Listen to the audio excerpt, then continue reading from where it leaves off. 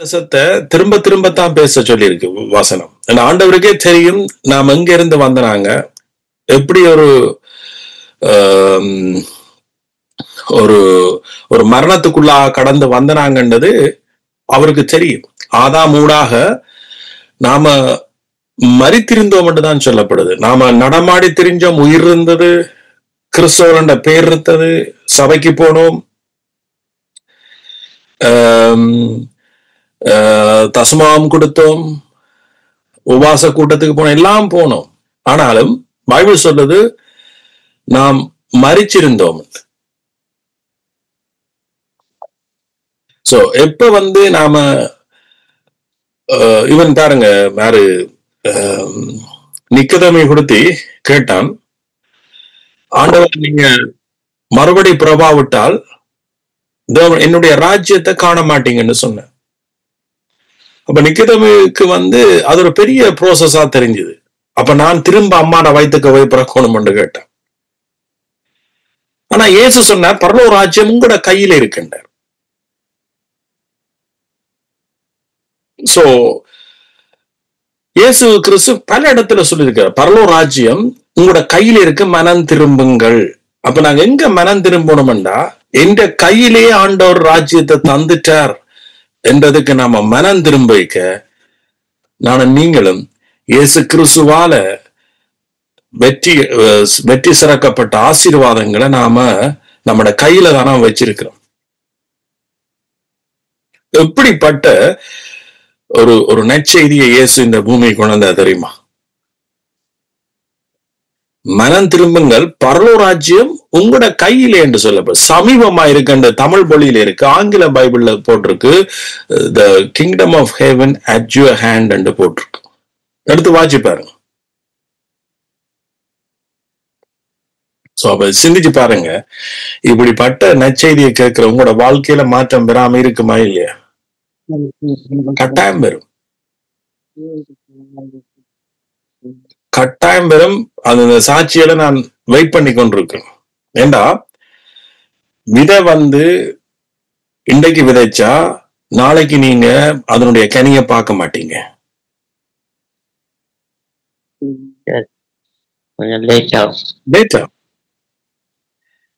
அதான் நம்ம இடைக்கு ஒரு டைம் நான் உங்களுக்கு சேலஞ்ச் பண்ணி, நான் இந்த காரியத்தில் ஒரு கொஞ்சம் பேர் இருந்தாலும் நான் சேலஞ்ச் பண்ணியிருக்கிறேன். உங்களோட வாழ்க்கையில என்றைக்காவது ஒரு நாள் உங்களோட வாயால சொல்லுவீங்க, சபேஷன் நீங்க விதைச்ச விதை எனக்கு பேலன்ஸ் செய்தது. ஏன்னா நான் விதைக்கிறது என்னுடைய வார்த்தை அல்ல, என்னுடைய ஊழியம் அல்ல, கர்த்தருடைய வார்த்தை. ஆமென், ஆமென். சோ அப்ப ஏதோ நளினியக்கா வச்சிருக்கிறா, இப்ப சோந்தன்னைக்கு ஆவலா இருக்கு, அது என்ன சாட்சி, அதை கேட்கணும். அப்படித்தானே சோந்தன்?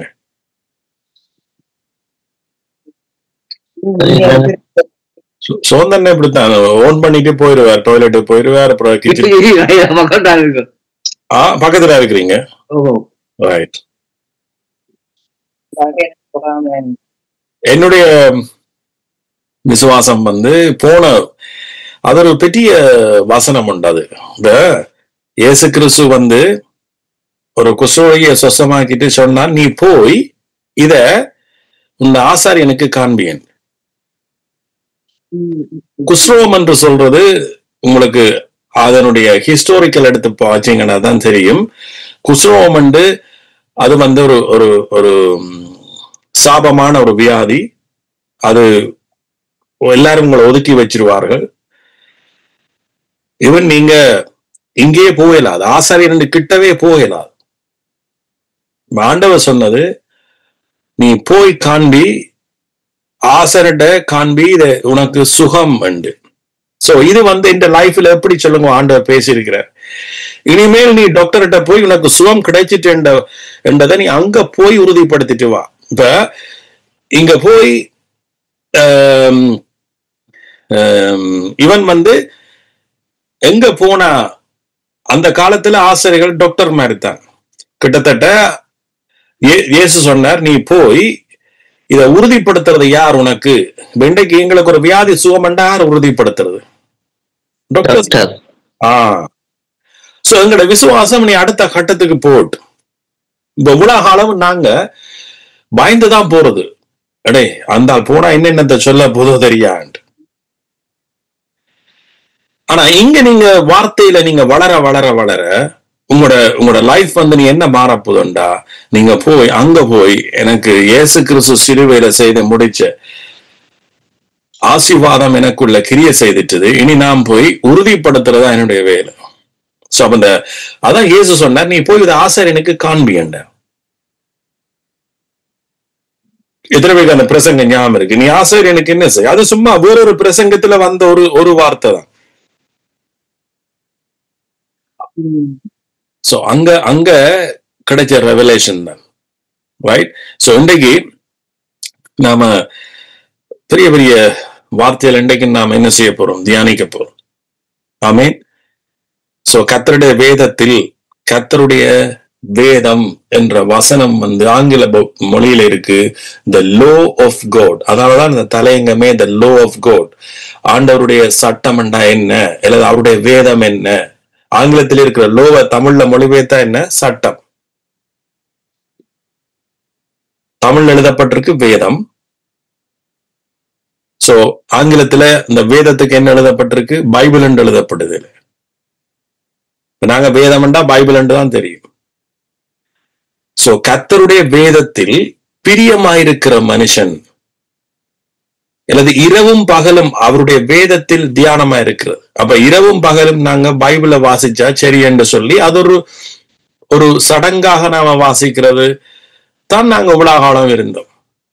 என்னதான் இருந்தாலும் ஒரு பக்க வேதமாவது வாசிச்சுட்டு போடுறா என்று சொல்லி அம்மா அப்பா எங்களை வளர்த்துட்டார்.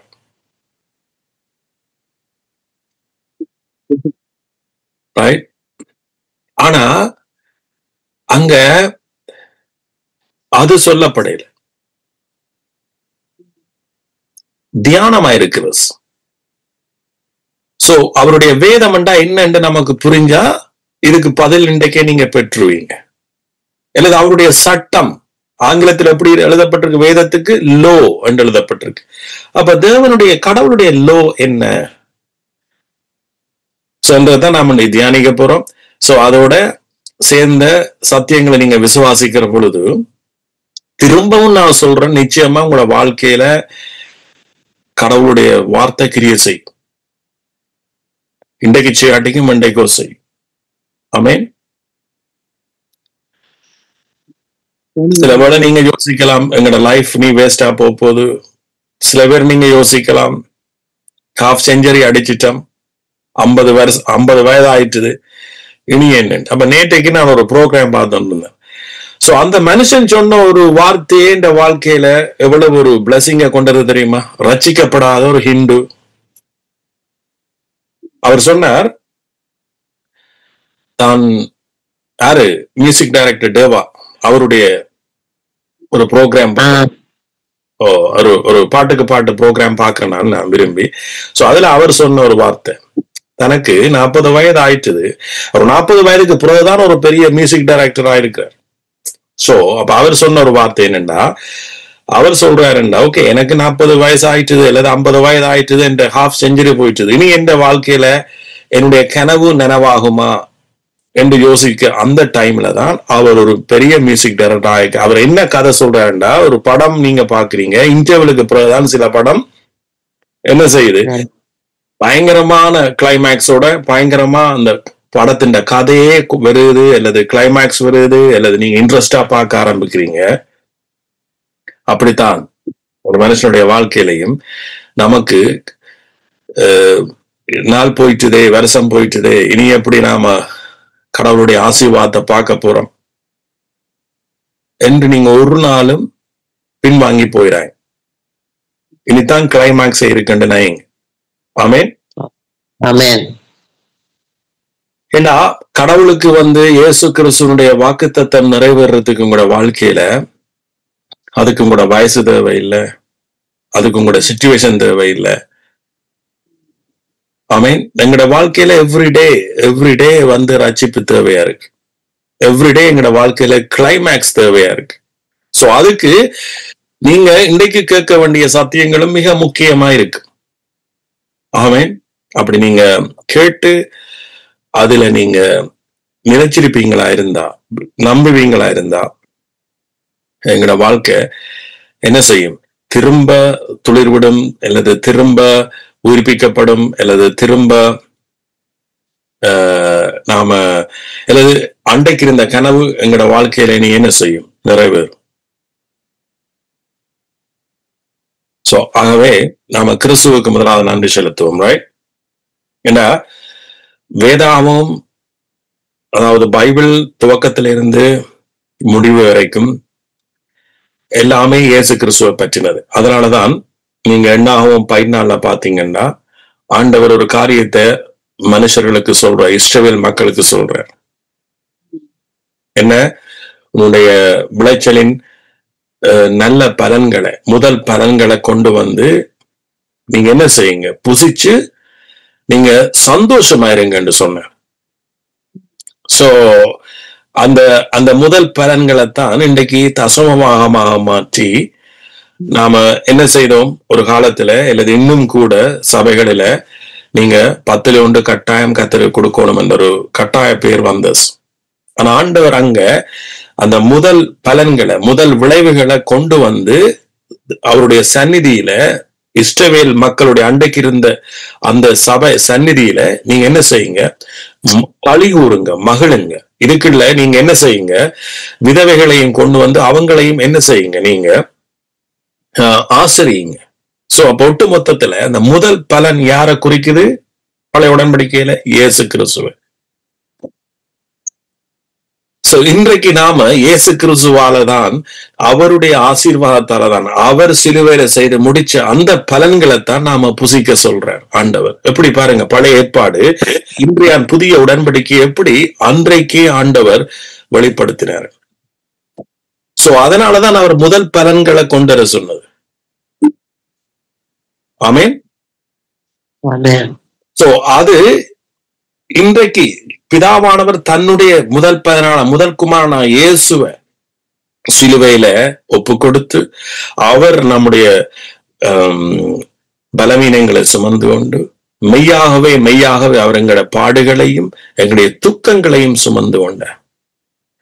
சோ மனுஷனுக்கு பாவத்தை மட்டும்தான் சுமந்தன்னு தெரியும், ஆனா நம்முடைய துக்கங்களை சுமந்தது இன்றைக்கு மனுஷனுக்கு தெரியாது.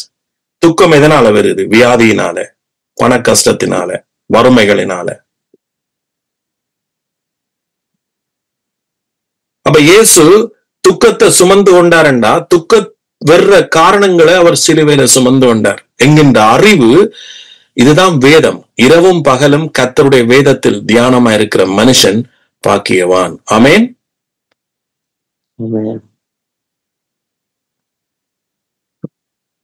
சோ அப்ப நாம முழு பைபிளையும் நாம வாசிக்க எங்களுக்கு நேரம் வராது, இரவும் பகலும். ஆனா அவருடைய வேதம் அல்லது இன்னொரு வடிவில் அவருடைய சட்டம் அல்லது இன்னொரு வடிவில அவருடைய சித்தம் என்ன? சோ அதான் நான் பார்க்க போறோம். அதுல நீங்க தியானமா இருந்தீங்கண்டா நீங்க நீங்க பெரிய பாக்கியவான்கள். ஆமென். சோ கிறிஸ்துவே, உங்களுக்கு நாம நன்றி செலுத்துகிறோம். தகப்பனே, உங்களுக்கு நன்றி செலுத்துகிறோம். இன்றைக்கு நாம உங்களோட முதல் பலன் கனி, இயேசு கிறிஸ்து மூலமாய் வந்த கனிகளை புசிக்கிறதுக்குரிய ஒரு உடன்படிக்கையை இந்த பூமியில நீங்க வச்சிருக்கிறீங்க. அதுக்குள்ள எங்களை வாழ வச்சுக்கிறீங்க. அதற்காக நாம நன்றி செலுத்துகிறோம்.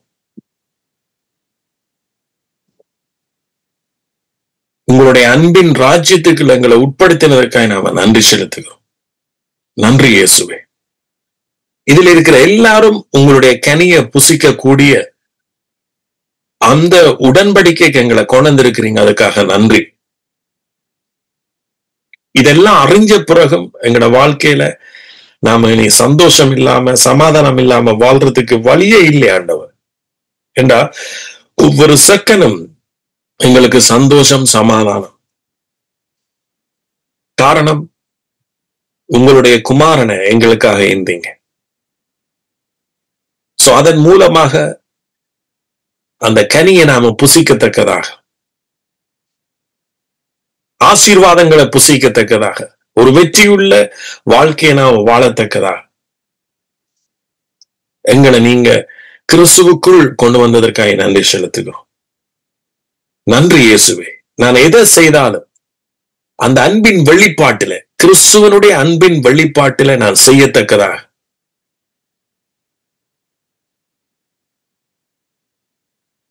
அவருடைய அன்பு எங்கள் மத்தியில பேசப்படுறதுக்காக நன்றி செலுத்துகிறோம். நன்றி இயேசுவே. உங்களுடைய அன்பின் பிரசன்னம் இந்த இடத்துல ஒவ்வொருவருக்கும் இருக்கிறது. நாங்க இன்றைக்கு இந்த இடத்துக்கு வர்றதுக்கு காரணமே, நான் பிரசங்கிக்கிறதுக்கு காரணமே, நீங்க உங்களோட அன்பினால எங்களுக்காக யாவையும் செய்து முடிச்சபடியால.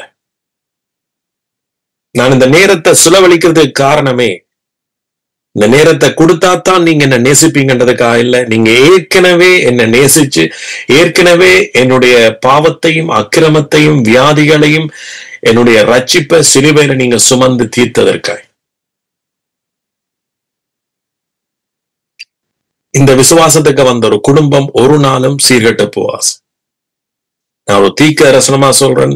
கிறிஸ்துவனுடைய அன்பை புரிஞ்ச, கிறிஸ்துவனுடைய அன்பினால உங்களுடைய கிறிஸ்துவனுடைய சித்தம் உங்களோட வாழ்க்கையில நிறைவேறி முடிந்து விட்டது. கிறிஸ்துவனுடைய சித்தம் உங்களோட வாழ்க்கையில நிறைவேற்றப்பட்டு விட்டது. நீங்க ஏற்கனவே ரட்சிக்கப்பட்டீங்க. அவருடைய தலைமையினால உங்களோட பிள்ளைகள் ஏற்கனவே சுகமாக்கப்பட்டார்கள். அவருடைய தலைமையினால கணவன் ஏற்கனவே சுகமாக்கப்பட்டார். அவருடைய தலைமையினால மனைவி ஏற்கனவே சுகமாக்கப்பட்டார். இரவும் பகலும் கர்த்தருடைய சட்டத்துல தியானமா இருக்கிற மனுஷன் பாக்கியவான். கர்த்தருடைய சட்டத்தை நான் இப்பவே சொல்றேன். அவர் தன்னுடைய குமாரனை உங்களுக்காக இருந்து உங்களை சகல சிக்கல்கள், சகல பாவங்கள், சகல அக்கிரமங்கள், சகல நோய்கள், சகல நொடிகள் எல்லாத்துல இருந்தும் உங்களை விடுதலையாக்கினதான் தேவனுடைய பிரமாணம்.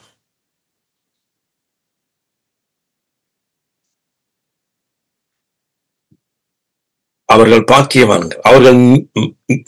அவர்கள் அதாவது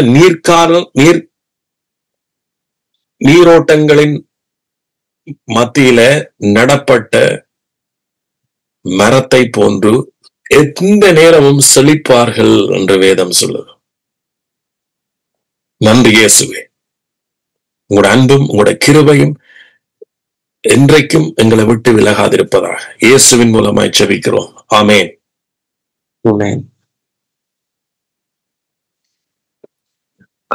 ஆமென். எப்பவும் அவருடைய சத்தியம் உங்களுடைய இருதயத்தை விட்டு விலகக்கூடாது. ஆமென்.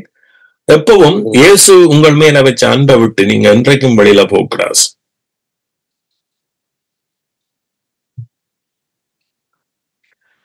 அப்படி உங்களோட இருதயத்துல இருக்கேக்க, உங்களோட இருதயத்துல எப்பவும் துதி இருந்தோண்டே இருக்கு. எப்பவும் நீங்க குறைவுபட்டவனாக ஃபீல் பண்ண மாட்டீங்க. எப்ப நீங்க குறைவுபட்டவனாக ஃபீல் பண்றீங்களோ உங்களோட வாழ்க்கையில டிப்ரெஷன், மன அழுத்தம் உங்களுக்குள்ள வர ஆரம்பிக்கிறது. அதனாலதான் இன்றைக்கு அநேக கிறிஸ்தவர்கள் தற்கொலை கூட செய்வார்.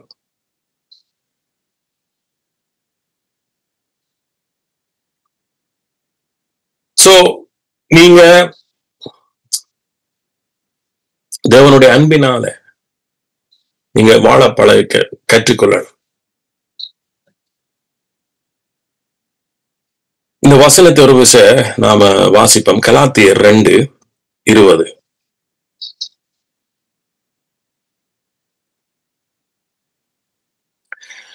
கலாத்தியர் 2:20. கிறிஸ்துவுடனே கூட சிலுவையில் அறையப்பட்டேன், ஆயினும் பிழைத்திருக்கிறேன். இனி நான் அல்ல, கிறிஸ்துவே எனக்குள் பிழைச்சிருக்கிறார். இப்பொழுது மாம்சத்தில் பிழைத்திருக்கிறதோ என்னில் அன்பு கூர்ந்து, சொல்லுவோமா, என்னில் அன்பு கூர்ந்து. இதெல்லாம் எப்ப வாய்ச்ச வசனம் சொல்லுங்க. 10 வருஷம் இருக்கும் நினைக்கிறேன். நீங்க அதை எடுத்து வாட்ச் அப்படியே தூசி படிஞ்சு போய் கிடக்கு பைபிள். பிறகு இருள் இருக்கிற ஜனத்துக்கும் நமக்கும் வித்தியாசம் இல்லாம போயிரு. திரும்ப நான் சொல்றேன், உலகம் இருளை நோக்கி போய்கொண்டே இருக்கு. எவ்வளவுக்கு தான் உலகத்தில் இருக்கிற தலைவர்கள் நாட்டை இன்ஃபிளேஷன் ரேட்டை குறைக்கலாம் என்றாலும் குறைய போறதில்லை. தனிப்பட்ட நபர்கள் ஆசீர்வாதமா இருப்பார், ஆனா உலகம் இருளுக்குள்ளாக போகும். பிசினஸ்மேன்ஸ் உலகத்தில் இருக்கிறவர்கள், இந்த உலகம் பிசினஸுக்குள்ள இருக்கிறபடியால எவனெல்லாம் நல்ல பிசினஸ் செய்யறானோ அவன் ஆசீர்வாதம், பிரச்சனை இல்லை. ஆனா உலகம் இருளுக்க போய்க்க எவ்வளவோ கிறிஸ்தவர்கள் அதுக்கு சிக்கப்பட போறார். ஆனா நீங்க இதோட வார்த்தையில இருந்தீங்களா என்ன, உங்களுக்குள்ள வெளிச்சம் இருந்தோண்டே இருக்கு. சோ அதற்காகத்தான் நான் கஷ்டப்படுறேன். அதுக்காகத்தான் ஏன் நாம கிறிஸ்துவின் அன்பை வச்சிருக்கிறபடியாலா, வேற ஒன்றும் இல்லை. ரைட், இங்க திரும்ப என்னில் அன்பு கூர்ந்து சொல்லுங்க. என்னில் அன்பு கூர்ந்து, உங்களோட பெயர் அதுக்கு விரட்டு. எனக்காக தம்மை தாமே ஒப்பு கொடுத்த,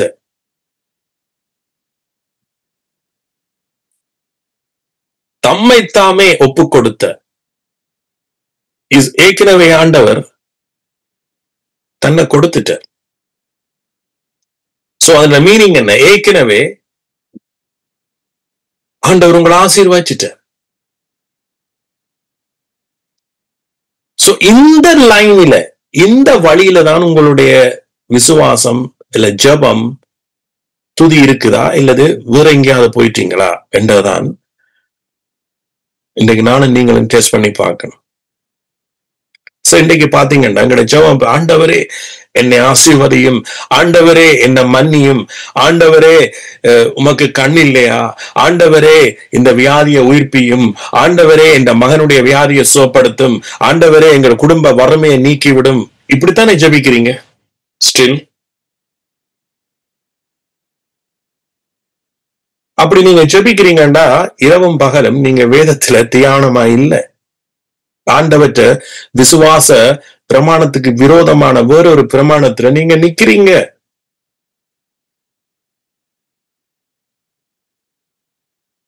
வசனம் சொல்லுது, ஒருவன் கிறிஸ்துவுக்குள் இருந்தால் அவன் புது சிருஷ்டி. யூ ஆர் நியூ கிரியேஷன், புது சிருஷ்டி.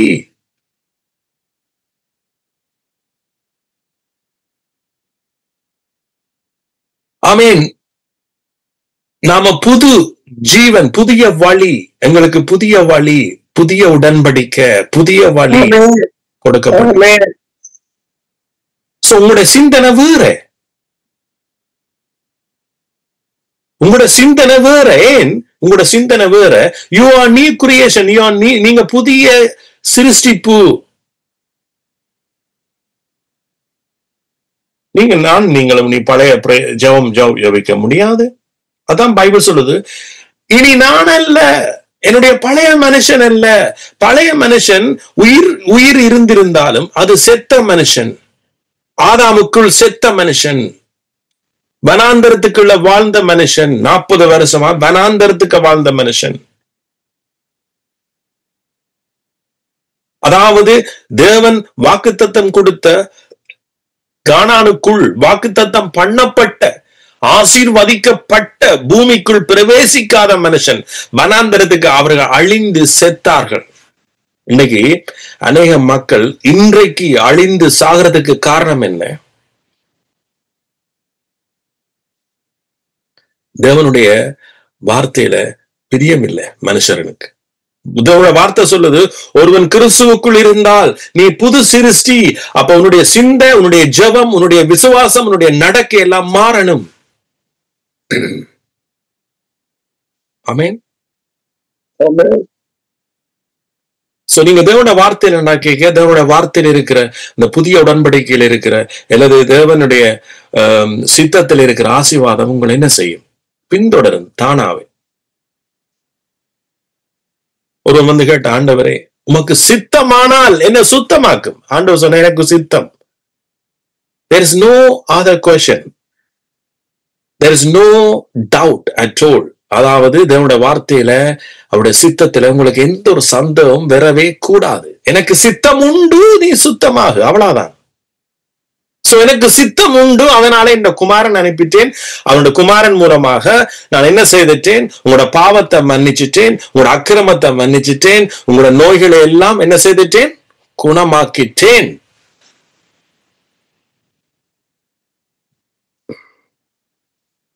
சோ அதனாலதான் பைபிள் சொல்லுது, கிறிஸ்துவுடனே நான் சிலுவையில் அறையப்பட்டேன். ஆயினும் பிழைச்சிருக்கிறேன், இனி நான் அல்ல. கிறிஸ்தவ வாழ்க்கை வந்து கஷ்டமே இல்லை. எப்போ ஒரு மனுஷன் தான் என்னத்துக்காக கிறிஸ்துவோட சிலுவையில மரிச்சேன் என்றதை புரியாம, பழைய மனுஷன் தெரிந்தானே, ஆதாமோடு இருந்த பழைய மனுஷன், சோ அதை என்னத்தால செத்தது தெரியுமா? இந்த பழைய ஆதாம் எப்படி மரிச்சான் தெரியுமா? இல்ல தேவாள் எப்படி மரிச்சால் தெரியுமா? நன்மை தீமை என்கின்ற விருட்சத்திலிருந்து புசித்தபடியால, நன்மை தீமை என்கின்ற பிரமாணத்துக்குள்ள அவர்கள் போனபடியால மரித்தார். சோ அதன் பிறகு அவர்களுடைய ஜெபம் மாற்றப்பட்டது, அவருடைய சிந்தனைகள் மாற்றப்பட்டது. அவர்கள் நிர்வாணிகள் என்று அவர்கள் ஓடி ஒளித்தார்கள். கடவுள் வந்து கேட்டார், ஆதாம் ஏவாள் நீ எங்கே இருக்கிறாய்? சோ அந்த கேள்வி என்ன தெரியுமா? நீ எங்கே இருக்கிற, நீ ஏன் இந்த இடத்துல இருக்கிறாய் என்றுதான் அவர் கேட்டதோ இல்லையே. ஆதாம காணாம ஆண்டவர் கேட்கல. ஆண்டவர் ஒளிச்சு பிடிச்சாங்க விளையாடையில். ஆதாம் எங்கேயோ போய் எனக்கு தெரியாமலே ஒளிச்சிட்டாய், அதனாலதான் நான் உன்னை கேட்கிறேன்னு கேட்கிறேன். நீ அத்தி இலையினால உனக்கு உண்ட நிர்வாணத்தை மூட முயற்சித்தாயோ என்றதான் அவருடைய ஏக்கம். சுயநீதியினால உண்ட வாழ்க்கையை கொண்டு போக போறியோ? இதுதான் மதம். இன்னைக்கு மனுஷர்கள் எங்க போய் ஒழிக்கிறார்கள் தெரியுமா? மதத்துக்கு இல்ல. ஒரு வாழ்க்கையில் ஒரு பிரச்சனை வந்தோடனே சேர்ச்சுக்கு போனா சரியண்டு ஓடுறார்கள் தானே. அங்கதான் பிசாசனுடைய தந்திரமே அங்கதான் இருக்கு. பாத்தீங்கன்னா எனக்கு எத்தனையோ இந்து நண்பர்கள் இருப்பார். பிரச்சனை வந்தோடனே எங்க போய் ஒழிக்கிறார்கள் தெரியுமா? கோயிலுக்கு. எனக்கு தெரிஞ்ச எத்தனையோ நண்பர்கள் இப்பதான் கோயிலுக்கு போக ஆரம்பிக்கிறார்கள் தெரியுமா உங்களுக்கு? ஏன் தெரியுமா?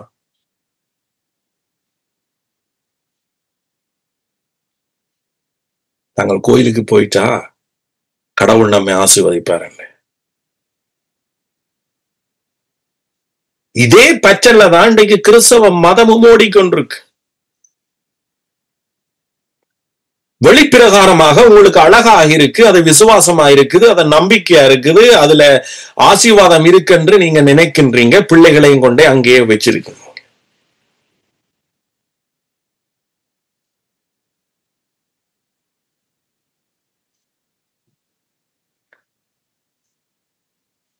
ஆண்டவர் கேட்டார் ஆதாம் பார்த்து, ஆதாம் நீ எங்க இருக்கிற? அப்ப ஆதாம் உடனே சொன்னான், ஆண்டவரே நான் நிர்வாணி. நீ யார் நிர்வாணி என்று சொன்னது என்று கேட்டார். உடனே ஆண்டவர் அவருக்கு தோளினால் ஆடையை உண்டாக்கி ஆதாமுடைய நிர்வாணத்தை மறைக்கிறார்.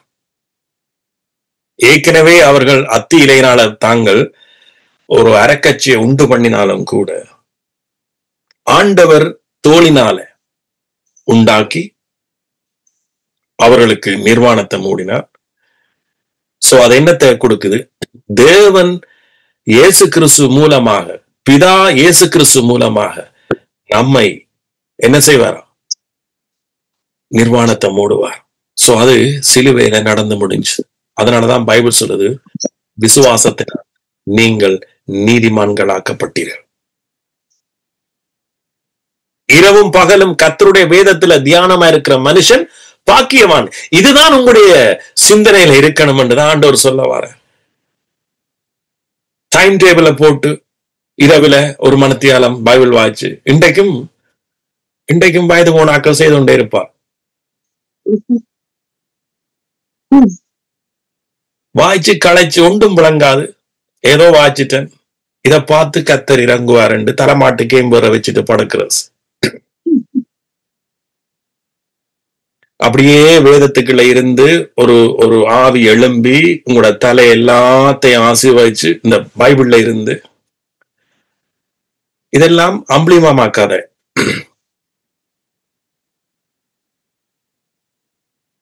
இன்றைக்கு சர்ச்சு கொடுத்தி போறதே ஒரு ரூட்டின் விசிட், ரைட்?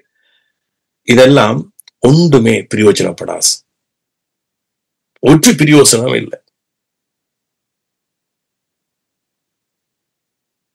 ஆனா இங்க என்ன பிரயோசனப்படும் என்றதை மட்டும்தான் நான் சொல்றேன்.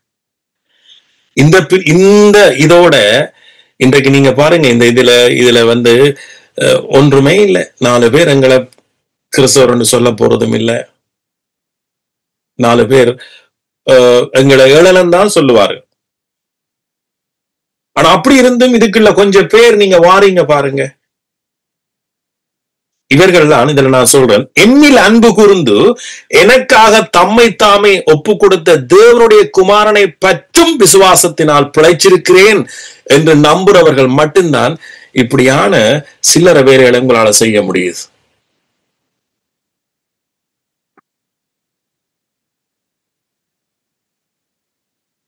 எத்தனை பேர் சொல்லுங்க, என்னில் அன்பு கூர்ந்து எனக்காக தம்மை தாமே ஒப்பு கொடுத்த தேவனுடைய குமாரனை பற்றும் விசுவாசத்தினால் பிழைச்சிருக்கிறேன்.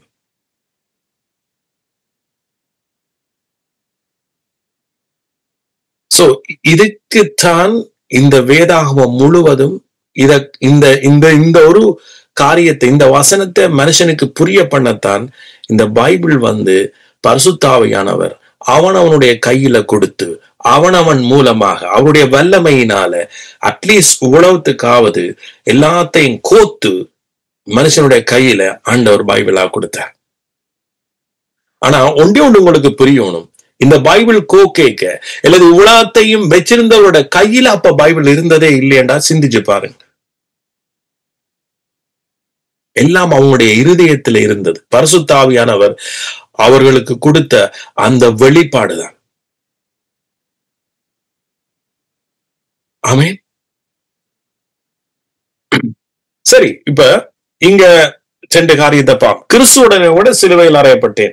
இந்த வசனத்தை சொல்றதுக்கு அந்த கண்டெக்ஸ்ட் என்ன? பவுல் வந்து இந்த வசனத்தை எழுதுறதுக்கு அந்த மேல் 2-3 வசனங்களை நாம சில வேளையில எப்பவும் நான் வாசிக்கணும்.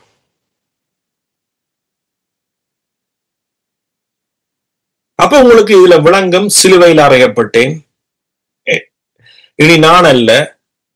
அப்ப நான் அல்ல என்கிறத அது என்னத்தை அவங்க பேசுறார் என்பதெல்லாம் நீங்க பார்க்க வேண்டியிருக்கிறாய்.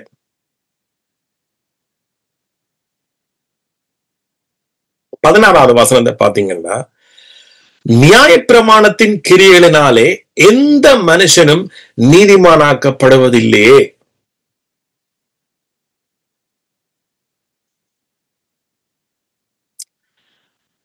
அப்ப ஆதாம் வந்து மரிச்ச பிறகு, ஆதாமுடைய மரணம் என்றது அந்த ஆவியில நடந்த ஒரு மரணம், ரைட்?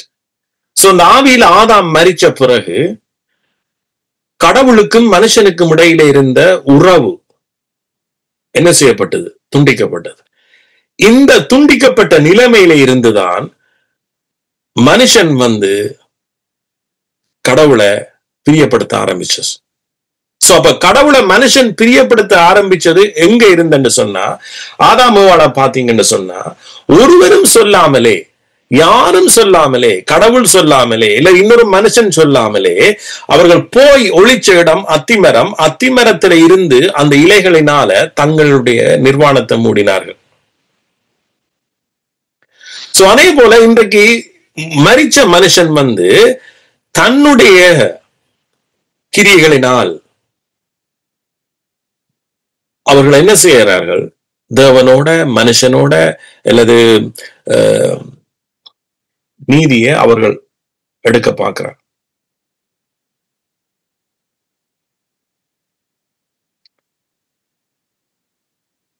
சோ அதைத்தான் இங்க சொல்றார் பவுல். நியாயப்பிரமாணத்தின் கிரியைகளினால எந்த மனுஷன் நீதிமானாக்கப்படுவதில் கிறிஸ்துவுக்குள் அப்படி நீங்க முயற்சி கேட்கதான் அவர் சொல்றார். கிறிஸ்துவுக்குள் நீதிமான்களாக்கப்படுகிற நாடுகிற நாமும் பாவிகளாக காணப்படுவோமானால் கிறிஸ்து பாவத்துக்கு காரணரோ என்று கேட்கிறார். அப்ப இன்றைக்கு அநேகர் சொல்லுவார்கள், நீங்கள் கிறிஸ்து பாவத்துக்கு காரணம் என்று சொல்லி எங்களைத்தான் பிளேம் பண்ணுவார்கள் ஒழிய, ஆனா அவர்கள் தான் கிறிஸ்து பாவத்துக்கு காரணம் இருக்கிறார் என்பதை வெளிப்படுத்துகிறார்கள். எப்படி என்றா, கிறிஸ்துவுக்குள் அவர்கள் நியாயப்பிரமாணத்தின் கீழினால நீதிமானாக்கப்பட முயற்சிக்கிற ஒவ்வொருவரும் பாவிகளாகத்தான் இருக்கிறார். எப்படி? கிறிஸ்துவனுடைய சட்டம் என்ன சொல்லுது? இதைத்தான் சொல்லுது. What is the law of God? அதான் நான் தலையங்கமே போட்டேன். தேவனுடைய சட்டம் அல்லது தேவனுடைய வேதம் என்றா என்ன, இல்ல அவருடைய சித்தம் என்றா என்ன? தன்னை இருந்து நமக்காக, அதாவது தன்னை பாவியாக்கி எங்களை நீதியாக்குற. உலக சட்டம் என்ன செய்யுது? இப்ப உலகத்துல நீங்க ஒரு தப்பு செய்தா என்ன செய்யும்? நீங்களோட தப்புக்குரிய தண்டனையை நிறுத்துறதான் அதனுடைய சட்டம். அடக்கவே இல்லாது.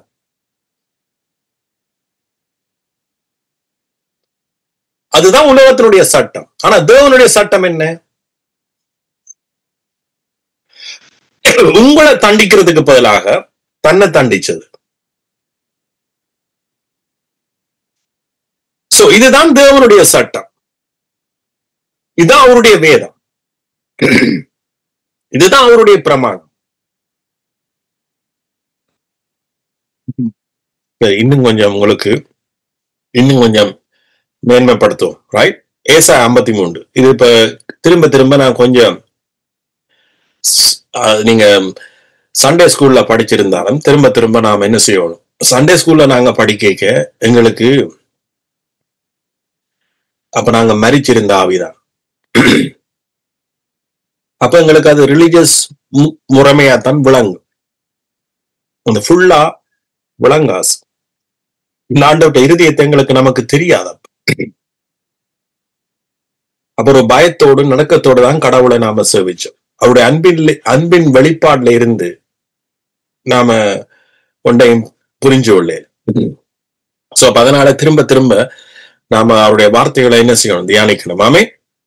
சோ ஏசா 53 எங்கள் மூலமாய் கேள்விப்பட்டதை விசுவாசித்தவன் யார்?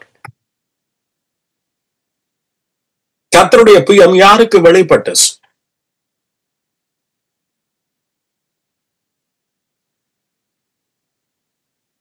மூன்றாவது வசனம் பாருங்க. அவர் அசட்டை பண்ணப்பட்டவரும் மனுஷரால் புறக்கணிக்கப்பட்டவரும் துக்கம் நிறைந்தவரும் பாடு அனுபவித்தவருமாய் இருந்தார். அவரை விட்டு நம்முடைய முகங்களை மறைத்து கொண்டோம். அவர் அசட்டை பண்ணப்பட்டிருந்தார். அவரை எண்ணாமற் போனோம். மெய்யாகவே அவர் நம்முடைய பாடுகளை ஏற்றுக்கொண்டு நம்முடைய துக்கங்களை சுமந்தார். வசனம் என்ன சொல்றது? மெய்யாகவே நம்முடைய பாடுகளை ஏற்றுக்கொண்டு நம்முடைய துக்கங்களை சுமந்தார். நாமோ அவர் தேவனால் அடிபட்டு வாதிக்கப்பட்டு சிறுமைப்பட்டவர் என்று எண்ணினோம். ஆனா அவர் நம்முடைய மீறுதல் நிமித்தம், 5வது வசனம், நம்முடைய மீறுதல் நிமித்தம் அவர் காயப்பட்டு நம்முடைய அக்கிரமங்கள் நிமித்தம் அவர் நொறுக்கப்பட்டார். நமக்கு சமாதானத்தை உண்டு பண்ணுகிற ஆக்கின அவர் மேல் விழுந்தது. யார் மேல்? இயேசு மேல். அவருடைய தழும்புகளால் குணமாகிறோம்.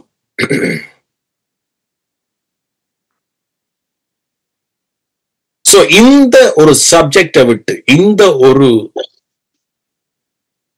ஒரு சத்தியத்தை விட்டுத்தான் நாம் எல்லாருமாம், அடுத்த வசனம் சொல்றது, நாம் எல்லாரும் ஆடுகளை போல் வழி தப்பி திரிந்து அவன் தன் தன் வழியில் போனோம், கர்த்தரோ நம்முடைய எல்லாருடைய அக்கிரமத்தையும் அவர் மேல் விழப்பண்ணினார். எந்த ஒரு மனுஷன் இந்த சத்தியத்தை விட்டு திரிகிறானோ இவன் மட்டும்தான் வழி தப்பி திரிகிற ஆடு.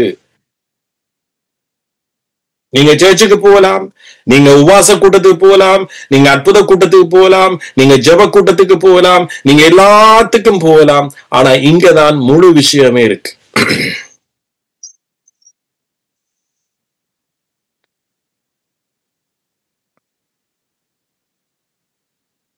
இதான் அவருடைய வேதம். உலகத்துக்கு இந்த வேதம் தெரியுமா? இன்னைக்கு ஏன் உலகம் பாடத்தான் சுமக்குது? ஏன் உலகம் வியாதியைத்தான் சுமக்குது? ஏன் உலகம் அக்கிரமத்தை தான் சுமக்குது? ஏன் இன்றைக்கு நான் ஒருவர் நாம நியாயந்திருக்கிறோம்? இந்த உலகத்தில் இருக்கிற பிரச்சனையே மனுஷன் ஒருவர் நியாயந்திக்கிறது தானே.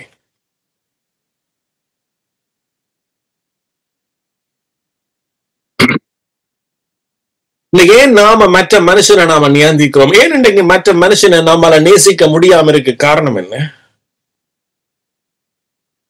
அவன் செய்ததற்கு, அவன் செய்த தப்புக்கு நமக்குள்ள இருந்து ஒரு ஒரு நெருப்பே எரியுது பாருங்க.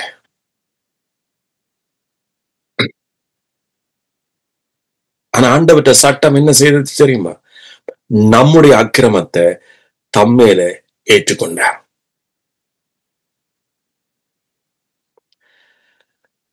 இதெல்லாம் எப்படி வந்தது?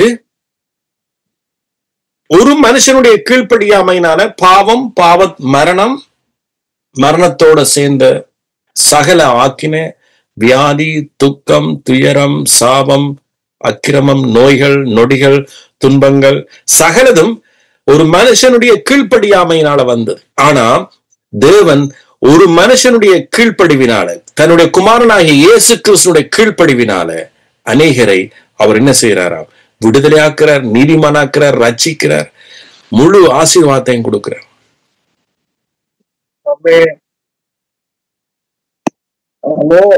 இந்த ஒரு வழி ஊடாக மட்டும்தான் நீங்க ஆசீர்வாதத்தை சுதந்திரிக்கிறார். உலகத்துக்கு தெரியுமா? தெரியாமத்தான். தெரிஞ்சு ஒருவன் சேர்ச்சுக்கு போனா நல்ல விஷயம்.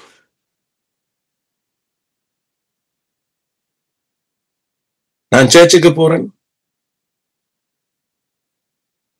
நான் இன்றைக்கு ஒரு ஜெனரசிட்டியாக, ஒரு நல்ல ஒரு இருதயமுடைய மனுஷனாக நான் இருக்கிறேன். காரணம் என்னண்டா, ஒருவர் என்ன நேசிச்சிட்டார், எனக்காக யாவையும் செய்துட்டார்.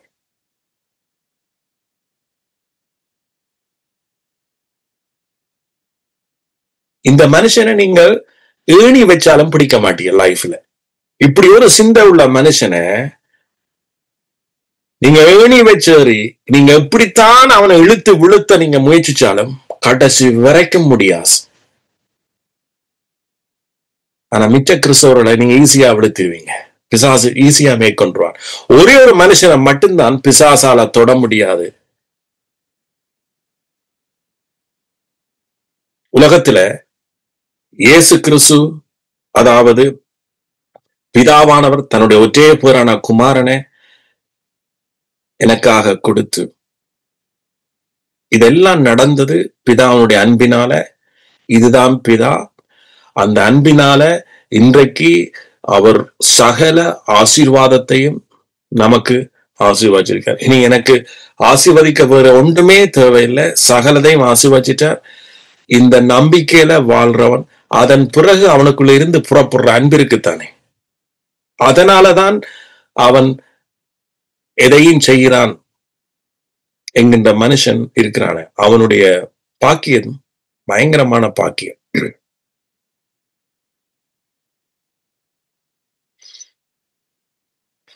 இது இல்லாமத்தான் இன்றைக்கு அநேகர் வாழ பார்க்கிறார்கள் வாழ்க்கை.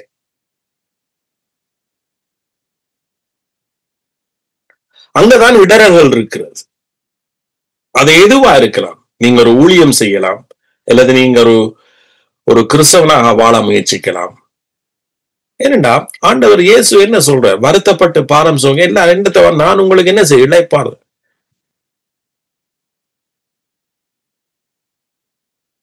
என்னிடத்துல வாருங்க. ஏண்டா ஏசாயா மூலமாக அவர் ஏற்கனவே தீர்க்கதரிசனமாக சொன்ன வசனத்தை தான் நீங்க வாசிக்கிறீங்க. அந்த தீர்க்கதரிசனம் சிலுவையில நிறைவேற்றப்பட்டுட்டு இப்ப நாம நிறைவேற்றப்பட்ட பிறகு நாம வாழ்ற காலம் தான் இந்த காலம். அந்த காலத்துல நீங்க எவ்வளவு ஒரு வெற்றியை சுமந்து வாழ வேண்டிய வாழ்க்கை சொல்லுங்க பாப்போம்.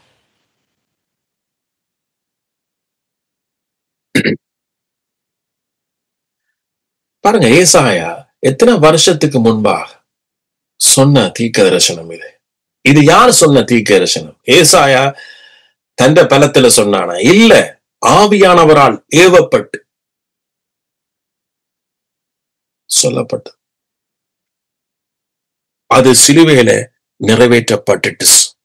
அதனாலதான் கலாத்தியர் 2:20 என்றைக்கோ பிறந்த ஒரு பவுல் கிறிஸ்தவர்களை கொல்ல வேணும், விசுவாசிகளை கொல்ல வேணும் என்று குதிரையில போன பவுல ஆண்டவர் பிடிக்கிறார். சிந்திச்சு பாருங்க. ஆண்டவர், நீங்க பவுல் கொலை செய்யப்பட்டதை தான் யோசிக்கிறீங்க, ஆனா என்ன போல உங்களை போல இப்படி பாரமா இப்படி ஒரு ஒரு ஒரு ஒரு ஒரு பராமர மக்கள் என்று சொல்லலாம், பைபிள் அப்படித்தான் சொல்லுது. இப்படி விசுவாசத்துக்குள்ள வர்ற எல்லாரும் நாம ஒரு ஒரு அப்பாவி மக்கள் அல்லது பராமர மக்கள் என்று சொல்லப்படுது. அப்படிப்பட்ட ஜனங்களை கொல்ல போன பவுலத்தானே ஆண்டவர் பிடிச்சார். பவுல் விசுவாசியா வர்றதுக்கு முதலேயே இப்படியான வசனத்தை நம்பி விசுவாசத்தினால் வர்ற நீதிக்குள்ள இருந்த மக்களை கொல்ல போன பவுலத்தானே ஆண்டவர் பிடிச்சார் தெரியுமா? பிடிச்சு கேட்டார், முள்ளில விதைக்கிறது முள்ளில மிதிக்கிறது உனக்கு எப்படி இருக்கும் என்று கேட்கிறார்.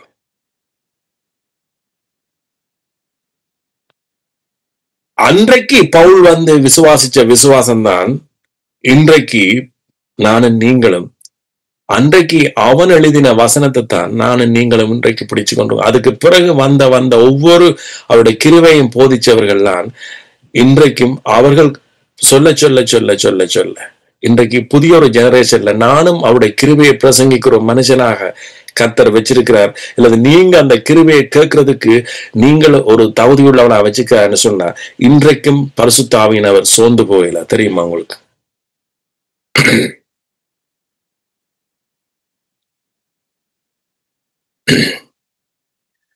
எவ்வளவு அவருடைய சத்தியம் இன்னும் நாங்க சுமந்து போய்கொண்டே இருக்கிறோம் தெரியுமா? உலகத்தின் முடிவு வரும் வரைக்கும். அன்றைக்கு ஒரு காலம் நோவாவினுடைய காலத்துல முடிவு வந்து நோவா என்னத்தை பிரசங்கிச்சான் தெரியுமா? தேவனுடைய நீதியை, மனம் திரும்புங்கள், தேவனுடைய நீதிக்குள்ள வாங்க. இன்றைக்கு நாம என்ன சொல்றோம்? கிறிஸ்து விசுவாசத்தினால் வர்ற நீதிக்குள்ள வாங்க. ஆதாமேவால் அன்றைக்கு நின்ற சுயநீதிக்கு நிக்காதீங்க. நியாயப்பிரமாணத்தினால் வருகிற நீதிக்கு நிக்காதீங்க. நியாயப்பிரமாணம் பாவம், அது நியாயப்பிரமாணம் பாவம் இல்ல, நியாயப்பிரமாணம் பாவத்தினுடைய பலன். அன்றைக்கு மோசையூடாக ஆண்டவர் சொன்னார், நீங்க என்ன செய்யுங்க, நீங்க வாக்குத்தத்தம் பண்ணப்பட்ட பூமிக்குள்ள பிரவேசியுங்க. அப்படி இருந்தும் ஸ்பை அனுப்பினார், வேவுவார் அனுப்பினார். அவர்கள் போய் கனியை பார்த்தார்கள். தேவனுடைய தேசம் அது ஆசீர்வதிக்கப்பட்ட தேசம். அங்க கனி இருக்குது, திராட்சை கனி பயங்கரமா இருக்குது. அது உண்மையா பாலும் தேனும் போனுகிற இடம். அப்படி இருந்தும் அவர்கள் என்ன செய்தார்கள்? கனியை பார்க்காம, ஆசீர்வாதத்தை பார்க்காம அங்க இருந்த ராட்சதர்களை பார்த்து பயந்தார்கள். யோசுவாவும் காலேபும் மட்டும் சொன்னார்கள், இல்ல அது தேவன், அது கனி உள்ள இடம், அது ஆசீர்வதிக்கப்பட்ட இடம். ஆனாலும் அங்கே இருக்கிறவர்களை ஈஸியாக நாங்க மேற்கொண்டரலாம். காரணம், எங்களோட கர்த்தர் இருக்கிறார், வாக்குத்தத்தம் பண்ணினவர் இருக்கிறார், ஆசீர்வதிச்ச இயேசு இருக்கிறார், எங்களோட வியாதியை சுகப்படுத்தின இயேசு என்னோட இருக்கிறார், தன்னுடைய தளம்பினால சிலுவையில வியாதிகளை சுகப்படுத்துறவர் என்னோட இருக்கிறார், எங்களுடைய வாழ்க்கையில கனியை தந்தவர் நம்மோடு இருக்கிறார். அதனால ஈஸியாக ஜெயிச்சிடலாம், ஈஸியா இலகுவாக ஜெயிச்சிடலாம் என்று காலேபும் யோசுவாவும் சொல்லியும் கூட அந்த வணங்கா கழுத்துள்ள ஜனங்கள் கேட்கல. அவர்கள் 40 வருஷம் வனாந்தரத்துல குணமாய் கிடந்தார்கள் என்று சொல்லப்படுது.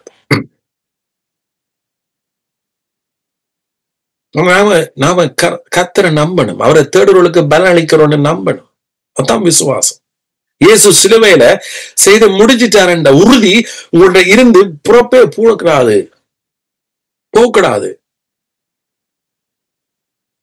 நீங்க போய் டாக்டர் வந்து உங்களோட ரிப்போர்ட்டை பார்த்து, ஏய் உனக்கு நீ டயபெட்டிஸ் இல்ல, உனக்கு நீ கொலஸ்ட்ரால் இல்ல என்று சொல்லும் மட்டும் இயேசு சிலுவையில என்ற வியாதிய அவரோட தலைமையினால நான் குணம் அடைஞ்சிட்டு ஏற்கனவே இரவும் பகலும் அவருடைய வேதத்துல தியானமா இருக்கிற மனுஷன் பாக்கியவான். சோ அது உங்களுடைய அறிக்கையில இருக்கணும், உங்களுடைய ஜெபத்தில் இருக்கணும்.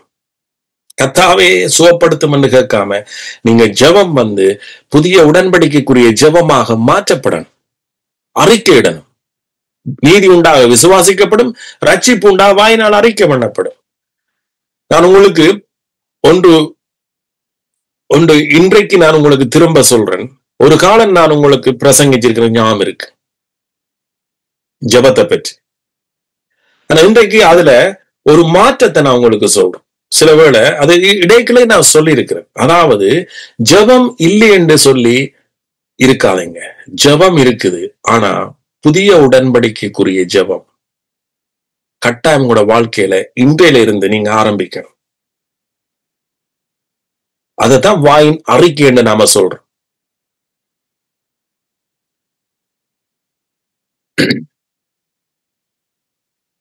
உங்களை குறிச்சு நீங்க பேசுங்க. கிறிஸ்துவுக்குள் நான் நீதிமான், நான் புது சிருஷ்டி. சோ இந்த புது சிருஷ்டிக்குரிய ஆசீர்வாதம் இயேசு கிறிஸ்து மூலமாக ஏற்கனவே நிறைவேற்றப்பட்டுட்டது. அதனாலதான் பைபிள் வசனம் சொல்லுது, பேதுரு 2, ஜீவனத்துக்கும் தேவ பக்திக்கும் வேண்டிய யாவற்றையும் அவருடைய திவ்ய வல்லமை தந்ததும் அன்றி. சோ இயேசு உங்களை புது சிருஷ்டியாக மாற்றிக்க. அப்ப இயேசு கிறிஸ்துவிடத்துல எல்லாரும் போய் என்ன செய்தார்கள்? சீசர்கள் போய் ஆலயத்தை காட்டினார்கள், ஆண்டவர்கிட்ட காட்டினார்கள், இயேசு கிறிஸ்துவோட காட்டுறாரு. பாருங்க ஆண்டவரை எப்படி கட்டப்பட்டிருக்கு இந்த ஆலயம். அப்ப ஆண்டவர் உடனே என்ன சொன்னார்? இதெல்லாம் ஒன்று மேல் ஒன்று இல்லாதபடி எல்லாம் இடிக்கப்படும் என்று சொன்னார். சொல்லி போட்டு சொன்னார், நான் 3 நாளைக்குள் கட்டுவேன் என்று சொன்னார்.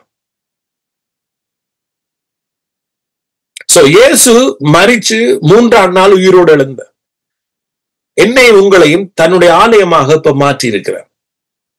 சோ மனுஷர்கள் இன்றைக்கும் வெளிப்பிரகாரமா இருக்கிற ஆலயத்தை தான் மகிமையாக பேசுவார்கள். அல்லது மனுஷருடைய கண்ணுக்கு தெரிகிற அல்லது இன்றைக்கு மீடியாக்கள்ல தெரிகிற ஆலயங்கள், சர்ச்சஸ்கள்லாம் உங்களுக்கு குளிர்மையாக தெரியும். ஆனா ஆண்டவர் கட்டின ஆலயம் உங்களுடைய புது சிருஷ்டிப்பு. ஆமென், புது சிருஷ்டிப்பு. சோ எப்ப உங்களுடைய போக்கஸ், உங்களுடைய சிந்தனை கிறிஸ்து என்ன புது சிருஷ்டியாக மாற்றி இருக்கிறார், கிறிஸ்து மகிமை நம்பிக்கை எனக்குள்ள வாசமா இருக்கிறார். சோ அப்ப நீங்க இயேசு கிறிஸ்துவின் நீதியாக, அவருடைய ரட்சிப்பாக இப்ப மாற்றப்பட்டுட்டீங்க. ரைட்? சோ இப்ப நீங்க இதை நீங்க அறிக்கைறீங்க. நீங்க மட்டுமில்ல, உங்களோட மனைவி, உங்களோட புருஷன், உங்களோட பிள்ளைகள் எல்லாரும் கிறிஸ்துவுக்குள் புது சிருஷ்டி. சோ இந்த புது சிருஷ்டியோட தான் கிறிஸ்து சிலுவையில செய்து முடிச்சது இணையப்பூஸ், பழைய மனுஷனோட இணையாஸ்.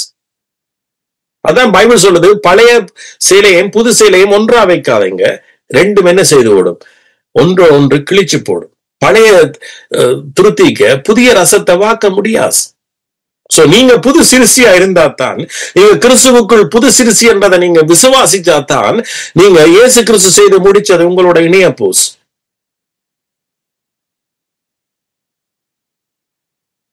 சோ அதனாலதான் ஆண்டவர் ஆபிரகாமுக்கு சொன்னார், ஆபிரகாம் ஆகாரையும் இஸ்மவேலையும் இந்த வீட்டை விட்டு துரத்துறத நீ விசனமா எண்ணாத. இது எல்லாத்துக்கும் ஒரு காரணம் இருக்கிறது. சோ அதே போல இன்றைக்கு நீங்க புது சிருஷ்டி, நீங்க புது ரசம், நீங்க புது சிருஷ்டிப்பு, ரைட்? உங்களுக்கு புதிய ரசம். இயேசு கிறிஸ்து முதல் செய்த அற்புதம் என்ன? கல்யாண வீட்டுல போய் எல்லாருக்கும் திராட்சை ரசம் இல்ல. கல்யாண வீட்டை வந்தவர்கள் எல்லாரும் கொஞ்சம் பேர் சாப்பிட்டு மிச்ச பேர் அண்ணாந்து பார்த்துட்டு இருக்கார். ஒரு வாயையும் ஒரு சாப்பிடுறதையும் பார்த்துட்டு இருக்கார். இப்ப உங்களுக்கு தெரியும் தானே, எங்கேயாவது ஒரு இடத்துல சாப்பாடு மிஞ்சிட்டேன்டா, சாரி சாப்பாடு பத்தா வந்தா நீங்க ஒரு இடத்துல விருந்து கூப்பிடுறீங்கன்னு வைங்க. விருந்துக்கு வந்தவன் சும்மா வளமையை விட அன்னைக்கு தான் 3 பிளேட் போட்டு சாப்பிட்டானுண்டா, அந்த வீட்டுக்கார அம்மா நீங்க பார்க்கணும் முழுசுற மொழியே. இப்படித்தான் இந்த கல்யாண வீட்டுல நடந்துச்சு. ஆனா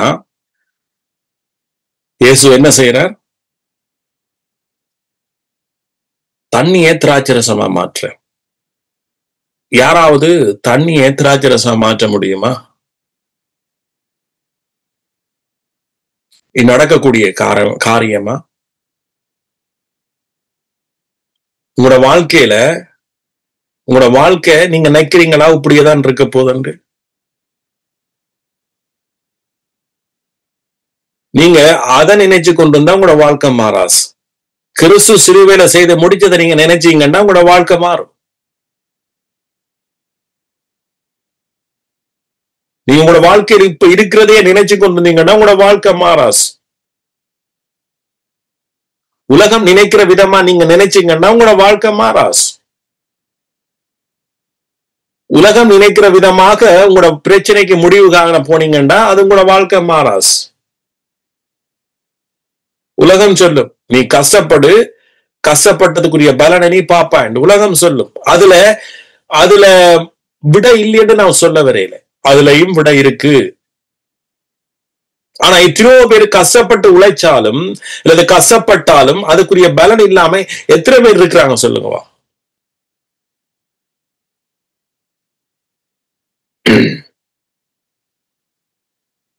எல்லா திறமையும் இருக்கும், எல்லா கஷ்டமும் இருக்கும், எல்லா முயற்சியும் இருக்கும்.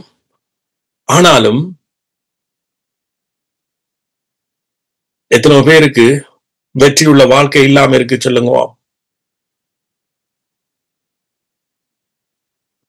அதுக்கு என்ன பதில் சொல்லுவீங்க நீங்க?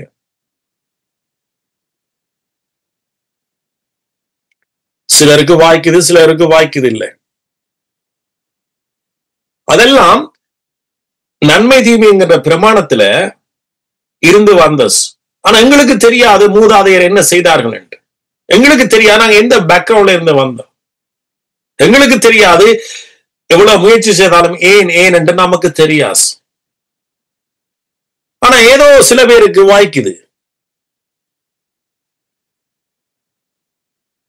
அந்த நன்மை தீமை என்கின்ற பிரமாணத்துல நம்முடைய வாழ்க்கையில நிச்சயமே இல்லை. ஆனா இந்த இயேசு கிறிஸ்துவனுடைய வாழ்க்கைக்கு நீங்க வந்துட்டீங்கன்னு சொன்ன,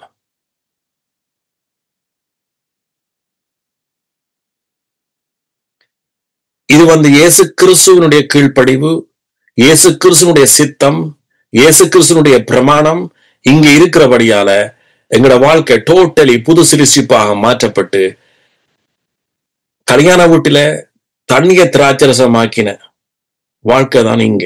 ஏண்டா இயேசு கிறிஸ்து மூலமாகத்தான் எங்களோட வாழ்க்கை தண்ணியா இருந்தது, குறைவா இருந்தது. எங்களோட வாழ்க்கையில சாபம் இருந்தது, எங்களோட வாழ்க்கையில குறைவு இருந்தது, எங்களோட வாழ்க்கையில சிக்கல் இருந்தது, எங்களோட வாழ்க்கையில சமாதானம் இருக்கையில, சந்தோஷம் இருக்கையில, ஒன்றும் இருக்கையில. ஆனா இப்ப என் வாழ்க்கையை நான் என்னுடைய விசுவாசத்தின் மூலமாக, என்னுடைய நம்பிக்கை மூலமாக, அந்த நம்பிக்கை எங்க இருக்குது? இயேசு கிறிஸ்து மேல. அதைத்தான் இங்க கலாத்தியர் 2 பவுல் சொல்ற 20, கிறிஸ்துவுடனே கூட சிலுவையில் அறையப்பட்டேன், ஆயினும் பிழைச்சிருக்கிறேன். இனி நான் அல்ல, கிறிஸ்துவே எனக்குள் பிழைச்சிருக்கிறார். நான் இப்பொழுது மாம்சத்தில் பிழைத்திருக்கிறதோ. திரும்பவும் நான் பழைய மனுஷனுடைய விசுவாசம், பழைய மனுஷனுடைய ஜெபம், பழைய மனுஷனுடைய ஆராதனை, பழைய மனுஷனுடைய நம்பிக்கை, பழைய மனுஷனுடைய தசமபாகம், பழைய மனுஷனுடைய இதுலயா நான் பிழைக்கிறது? நீ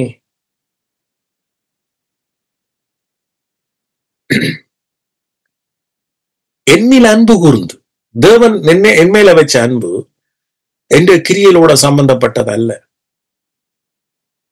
அது சொல்லுவாங்க ஒருதலை காதல் என்று சொல்லுவார்கள் முதல். அதே போல இயேசு அவர் ஒருதலை காதல்.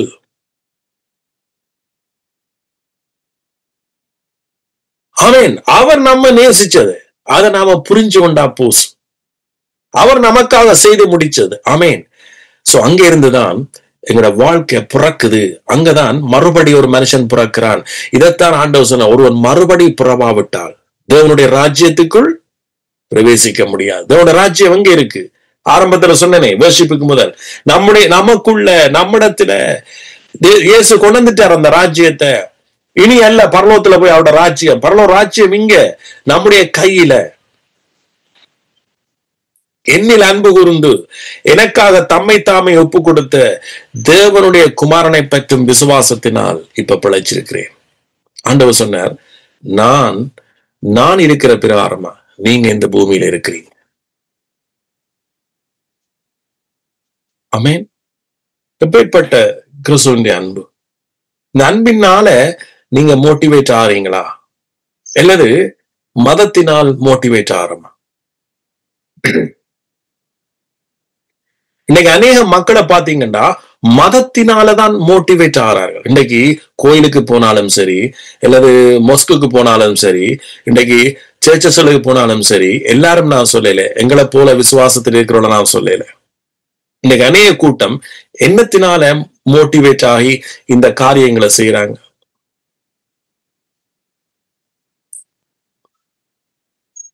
ஒரு பயம் அல்லது கொடுத்து வாங்குற மனுஷன், கொடுத்து வாங்குற பழக்கம் இருக்குதானே மனுஷனுக்கு. மனுஷன் இந்த மொய் கொடுக்கிற மாதிரி. ஏன் கல்யாண வீட்டுல மொய் கொடுக்கிறாரு? இப்ப இந்தியாவை எடுத்துப்பான். இலங்கையில இந்தியாவோட ஒப்படைக்க இலங்கையில எவ்வளவோ பெட்டர். இலங்கை மக்களுமே இந்தியன் மக்களோட ஒப்படைக்க எவ்வளவோ நல்லவர்கள். என்ன விதத்துல? ஒரு கல்யாணோட இந்தியாவில கல்யாணோட மொய் நீங்க கட்டாயம் கொடுத்தே ஆகணும். அது ஒரு கட்டாயம், ஒரு சடங்கு. இல்லையா அவர்களுக்கு இல போடுறேன்னு சொல்லுவார். கல்யாண வீட்டுல சாப்பாடு போட மாட்டார்கள்.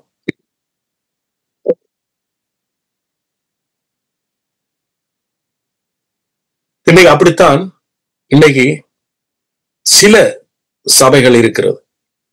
தசமாம் கொடுக்காவிட்டால் இல போட மாட்டார்.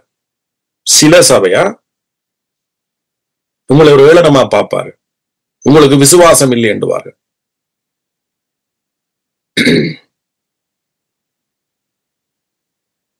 சோ காரணம் அதை கொடுத்து அந்த மக்கள் உதவி கொடுத்து உதவி வாங்குற மக்கள்லாம் இன்றைக்கு அநேகர்.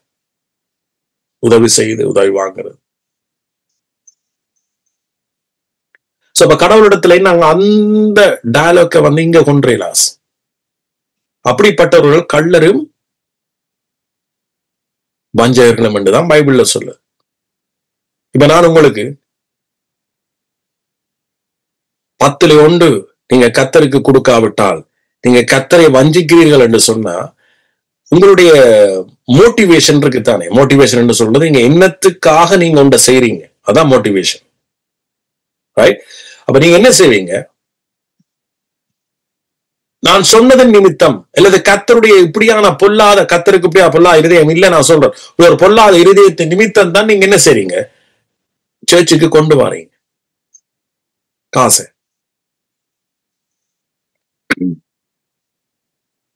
எல்லாட்டிக்கு எதையும் நீங்க செய்றீங்க. நான் தசமாம் என்று சொல்லி ஒரு உதாரணத்துக்கு தான் நான் சொல்றேன். எதையும் ஒரு மனுஷன் எதையும் கர்த்தருக்கு ஒரு காரியத்தை செய்யறான்டா அந்த மோட்டிவேஷன்ல தான் செய்யறான்டா அப்படிப்பட்டவன் தேவனுடைய ராஜ்யத்துக்குள்ள பிரவேசிக்க முடியாது. மறுபடி பிறந்தவன் மட்டும்தான் பிரவேசிக்க முடியும். தேவனுடைய ஆவியினால் பிறந்தவன் மட்டும்தான் மறுபடி பிறந்தவன். அவன் தான் புது சிறுசிப்பு.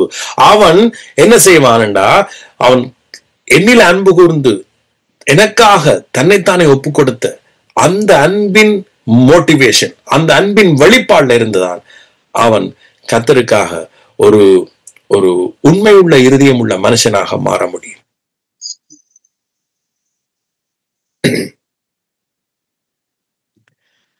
இன்னைக்கு நான் உண்மையுள்ள இருதயம் எனக்கு இருக்கிறபடியால தான் நான் இன்றைக்கு நீங்க ஒரு 5 பேர் வந்தாலும் கூட நான் பிரசங்கிக்கிறேன்.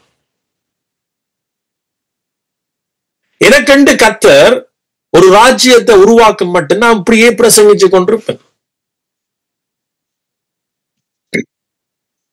எனக்கென்று ஒரு ராஜ்யம் என்றா நீங்க பிள்ளையா வழங்க கூடாது. ஏண்டா கர்த்தர் எனக்கண்டு அவர் வச்சிருப்பார். எனக்கண்டு ஒரு காலத்தை வச்சிருப்பார். அவர் சபைசன் உன்னுடைய காலம் வந்துட்டுது, ஜனங்களை உண்ட பக்கம் அனுப்ப போறேன், இதே மாதிரித்தான் நீ பிரசங்கிக்கணும்.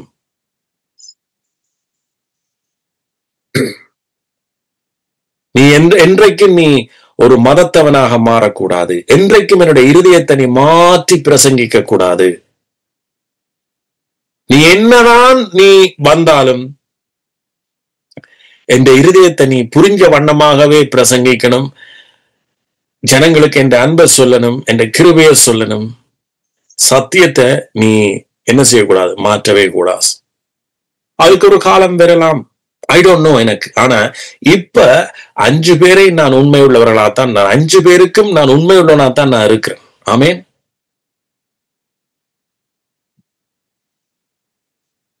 என்னாலையும் மற்றவர்களை பார்த்து தசமத்தை இன்ட்ரோடியூஸ் பண்ணலாம். மனுஷனை ஈஸியா நாம ஏமாற்றலாம் கடவுள் பேரில.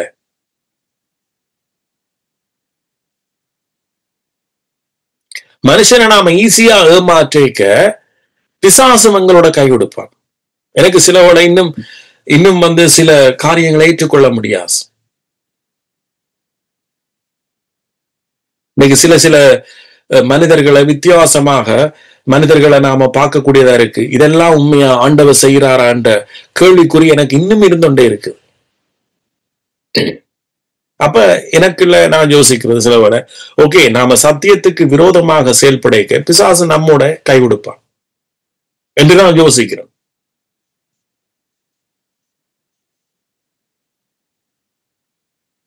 ஆனா அங்க ஒன்றுமே இருக்காது. வெளிப்பிரகாரமாக பார்வைக்கு நம்ம கண்ணை இச்சிக்க கூடியதா இருக்கும், ஆனா ஒன்றுமே இருக்காது. ஆனா நான் சொல்றேன், நீங்க கர்த்தருடைய அன்பில நிலைச்சிருங்க, சத்தியத்தில நிலைச்சிருக்கு. இது ஏற்கனவே தீர்க்கதரிசிகள் மூலமாக சொல்லியாச்சு. அன்றைக்கு வாய்ச்சக்கான சங்கீதத்துல கிருபைய சத்தியத்தை உன்னை கழுத்துல சங்கிலிய போல அணிஞ்சு கொண்டு திரி என்று சொல்லப்ப.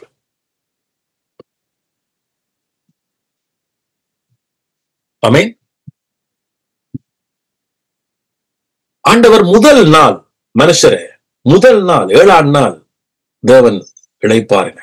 அந்த முதல் நாள் மனுஷன் கொண்டு வரப்பட்ட முதல் நாளை இளைப்பாறுதல் நாள் தெரியுமா உங்களுக்கு? இது ஒரு ஒரு மதத்தவனால ஏற்றுக்கொள்ள முடியுமா? சுயநீதி படைச்ச மனுஷனால ஏற்றுக்கொள்ள முடியுமா? கர்த்தருக்கு காணிக்கைகளையும் தசமாகங்களையும் கொண்டு வாருங்கள் என்று சொல்ற மனுஷனால ஏற்றுக்கொள்ள முடியுமா? அந்த மனுஷன் இன்னைக்கு நாம சிம்பிளா சொல்றோமே, ஒரு மனுஷன் எவ்வளவு பாரத்தோட எவ்வளவு ஒரு கஷ்டத்தோடையும் அவன் அந்த வார்த்தையை கேட்டு ஒரு மனுஷன் தன்னை கஷ்டப்படுத்தி வருத்தி ஒரு கடவுளை அவன் தேடுகிறான், தசமபாகத்தின் ஊடாக தேடுகிறான். ஆனா அந்த மனுஷனுக்கு தெரியுமா, அந்த வேதத்துல சொல்லப்பட்ட அந்த தசமபாகம் இயேசுவைத்தான் சொல்லப்பட்டது எந்த ஒரு மனுஷனுக்கு இன்றைக்கு தெரியுதா?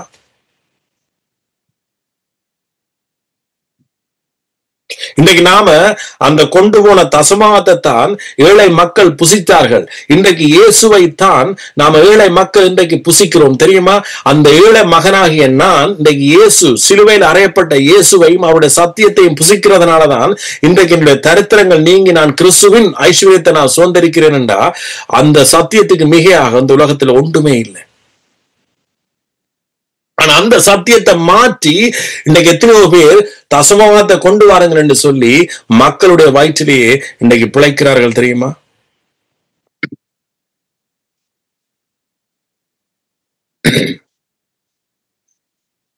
இன்னைக்கு நான் அந்த தசமபாகத்தை நான் சரியாக புரிஞ்சு கொண்டபடியாலதான் இன்றைக்கு நான் இன்னைக்கு ஒரு கொடுக்கிற மனுஷனாக இருக்கிறேன். ஆண்டவர் என்ன கொடுக்கிற மனுஷனாக மாற்றுகிறார். தேவனுடைய இருதயத்தை புரிஞ்சா நீங்களும் தேவனுடைய இருதயமாக மாறுவீர்கள். மற்றவரிடத்துல கொள்ளையிடாம நீங்க இயேசுவை போல கொடுக்கிறவர்களாக மாற்றுவீர்கள். எத்தனை பேருக்கு நான் சொல்றது புரியுது?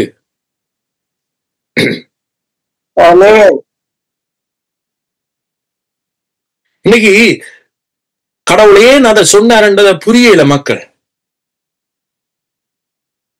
ஏன் தசமாத்தை கொண்டு வாருங்கள், இதோட பண்டக சாலையில ஆகாரம் குறைவுபடாம என்னுடைய பண்டக சாலை மலியாலேன்னு சொன்னார் ஆண்டவர். என்னுடைய பண்டக சாலையில ஆகாரம் குறையாம இருக்கணும், அதனால தானியங்களை கொண்டு வாருங்கள், தசமாத்தை கொண்டு வாருங்கள், போடுங்கள். ஏன் சொன்னாருண்டா, விதவைகள், கஷ்டப்பட்டவர்கள், ஆசாரியர்கள், பணமில்லாதவர்கள் வந்து சாப்பிட வேண்டும். அந்த தசமாம் யாரை குறிக்குதுண்டா, இயேசு இன்றைக்கு முதல் பலனாக விழுந்து போன மரிச்சு கிடந்த உலகம், மரித்த உலகம், ஆதாமுக்குள்ள மரிச்சிருக்கிற தன்னுடைய பிள்ளைகள் ஒவ்வொருவரும் இயேசு கிறிஸ்து மூலமாக, இயேசுதான் ஆகாரமாக இருக்க வேண்டும். அதுதான் தசமபாகம், இயேசுதான் ஆகாரமாக இருக்க வேண்டும். இன்றைக்கு அந்த இயேசு அந்த தசமாத்துல புசிச்சு வளர்ந்தவன் தான் நான் தான் உங்களுக்கு பிரசங்கிக்கிறேன். இப்ப நான் மற்றொரு இடத்துல கொள்ள விட வேண்டிய அவசியம் இல்லை.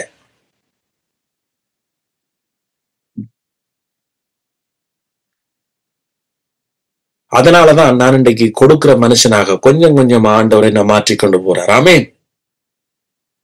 சோ இதெல்லாம் கர்த்தருக்குத்தான் போய் சேரும், இயேசுவுக்குத்தான் போய் சேரும். இன்னைக்கு ஊழியம் என்ற பேரில் நான் ஒரு 5 பெனி கொடுத்து யார்கிட்டையும் வாங்கினதில்லை.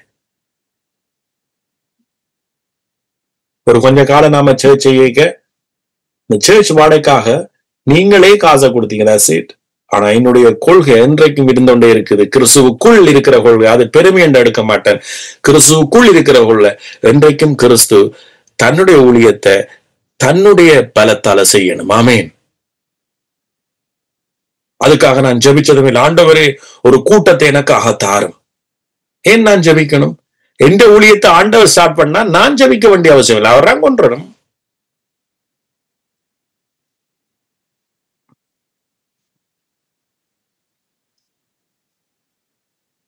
ஆமென். சோ கிறிஸ்துவுடனே கூட சிலுவையில் அறையப்பட்டேன், ஆயினும் பிழைச்சிருக்கிறேன். இனி நான் அல்ல, கிறிஸ்துவே எனக்குள் பிழைச்சிருக்கிறேன். ஆமென். கிறிஸ்துவனுடைய ஆசீர்வாதம் உங்களுக்குள்ள பிழைச்சிட்டு ஏற்கனவே. சோ அதன்படி நீங்க ஜெபம் பண்ணுங்க. அதன்படி உங்களோட கணவன் மனைவிக்கா ஜெபம் பண்ணுங்க, மனைவி கணவனுக்கா ஜெபம் பண்ணுங்க. இதுக்கெல்லாம் உங்களுக்கு நேரம் ஒதுக்க வேண்டிய அவசியம் இல்லை. இரவும் பகலும் இதுல தியானமா இருங்க. ஆமென்.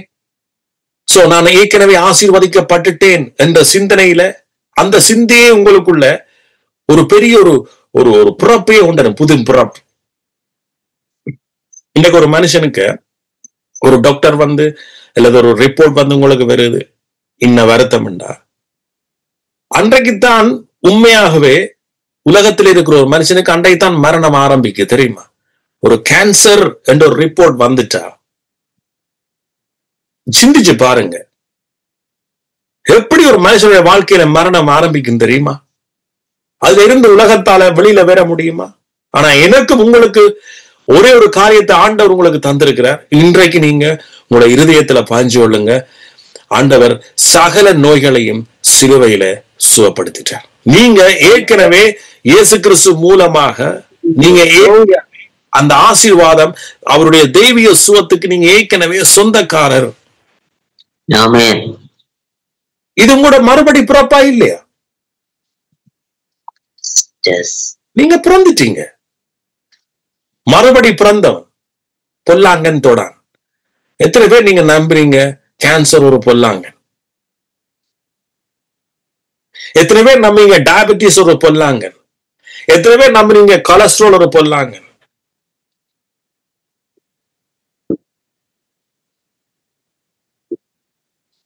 சோ நீங்க சொல்லுங்க, நான் தேவனால் பிறந்தவன், நான் புறக்கேக்கு ஆசீர்வாதத்தோட பிறந்தவன். ஆமே. ஒரு பணக்கார குடும்பத்துல பிறந்தவன்,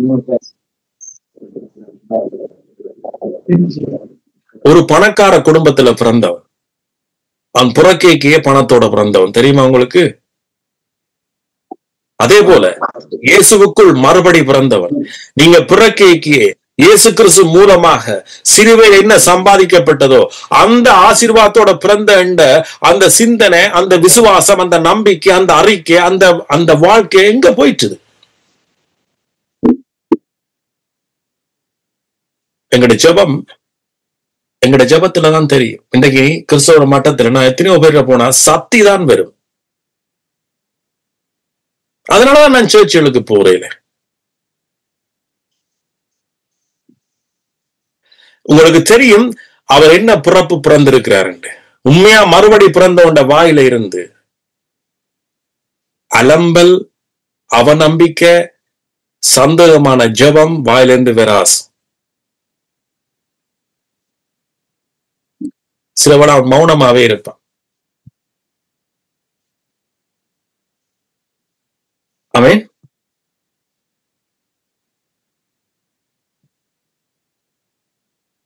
என்னண்டா நம்முடைய இருதயத்தின் நிறைவுதான் வாய் பேசும். இருதயத்தின் நிறைவு. உங்களுடைய இருதயம் அவருடைய வார்த்தையினால நிறைஞ்சிருந்தா, அவருடைய சத்தியத்துல இருந்திருந்தா, அதுக்கேற்ற மாதிரி தான் நீங்க ஜெபம் பண்ணுவீங்க, அதுக்கேற்ற மாதிரி தான் நீங்க அறிக்கையிடுவீங்க, அதுக்கேற்ற மாதிரி தான் நீங்க வாழுவீங்க, அதுக்கேற்ற மாதிரி தான் நீங்க நடப்பீங்க. ஆமென். அதான் பைபிள் சொல்லுது பாருங்க. ஆமென்.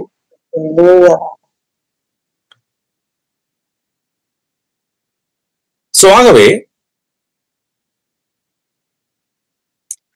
தேவனுக்கென்று 19 வசனம் பாருங்க, கலாத்தியர் 2:10, தேவனுக்கென்று நாம் பிழைக்கும்படி ஆண்டவர் ஏங்கிக் கொண்டிருக்கார் தெரியுமா? என்னோட யாரா பிழைப்பான், என்னோட யாரா நடப்பான்? ஆண்டவர் எங்களை ட்வின்ஸ், இரண பிள்ளைகளாகத்தான் பைபிள் எங்களை அறிக்கையிட்டுக் கொண்டிருக்கு. இயேசுவோட சேர்ந்து நாம் என்ன செய்யறோம்? ஆளுகை செய்கிறோம், நடக்கிறோம் என்றெல்லாம் எத்தனையோ வசனம் சொல்லு. இயேசு வெற்றி சிறந்து, சகலதிலே வெற்றி சிறந்து, அது மட்டுமல்ல, எல்லா நாமத்துக்கும் மேலாக இயேசுன்ற நாமம் உயர்ந்திருக்கு என்று சொல்லப்படுது. எல்லாத்தையும் எங்கட பாதப்படியாக்கி போட்டிருக்கிறார் என்று சொல்லப்படுது. சோ உலகத்துல என்னென்ன நாமங்களோ, கேன்சரா இருக்கலாம், டயபிட்டிஸா இருக்கலாம், இதெல்லாம் நான் ஏன் நான் சொல்றேன்டா, இதான் இன்றைக்கு மனுஷனை ஆக்கிரமிக்கக்கூடிய இப்ப இருக்கிற காரியங்கள். நீங்க நாமம் என்று சொன்னா, இந்த நாமங்கள் என்ற ஒரு வசனம் எல்லாம் பாவிக்கப்பட்டிருக்கு. அப்ப இது கொஞ்ச காலமா தான் எனக்கு ஸ்ட்ரைக் ஆகுது. அதானே சொன்னனே, நீங்க சத்தியத்தை கேட்க கேட்க ஆண்டவர் புதிய புதிய வெளிப்பாட்டுகளை உங்களுக்குள்ள கொண்டு வருவார். அதை நம்புறதா உங்களுடைய வாழ்க்கை. சோ அப்ப எனக்கு இவ்வளவு காலமும் நாமங்கள் என்றா, நான் பிசாசுன்ற நாமங்கள் என்றா எனக்கு என்னன்னு தெரியாது. இப்பதான் விளங்குது. இப்ப இம்மையில் மாத்திரமல்ல, மறுமையிலும் பேர் பெற்றிருக்கிற எல்லா நாமத்துக்கும் மேலாக இயேசுன்ற நாமம், எல்லா நாமங்களுக்கும் மேலாக இயேசுன்ற நாமம். அப்பதான் ஆண்டவர் சொன்னாடே, இந்த நாமங்கள் என்று சொல்றது இதுவெல்லாம், இதெல்லாம் இப்ப புதுசு புதுசா தான் வருது. இனி எல்லாம் மறுமையில என்னென்ன நாமங்கள் வரப்போகுது. எங்கட பிள்ளைகளுக்கு நாங்க இப்ப விதைச்சிட்டு போவாட்டிக்கு, நாங்கள் மரிச்ச பிறகு எங்கட பிள்ளைகள் அந்த நாமங்களோட ஃபைட் பண்றதுக்கு அந்த அந்த பிள்ளைகள்கிட்ட சக்தி இருக்காஸ். எனது நவீன உலகத்திலையும் ஒன்றும் இருக்காஸ். ஆனா நாங்க தான் சொல்லிக் கொடுக்கணும், இயேசு சகல நாமங்களை மேற்கொண்டுட்டார். ஆமென். சகல நாமங்களை. சோ அது மட்டுமல்ல, வாசிப்போமா?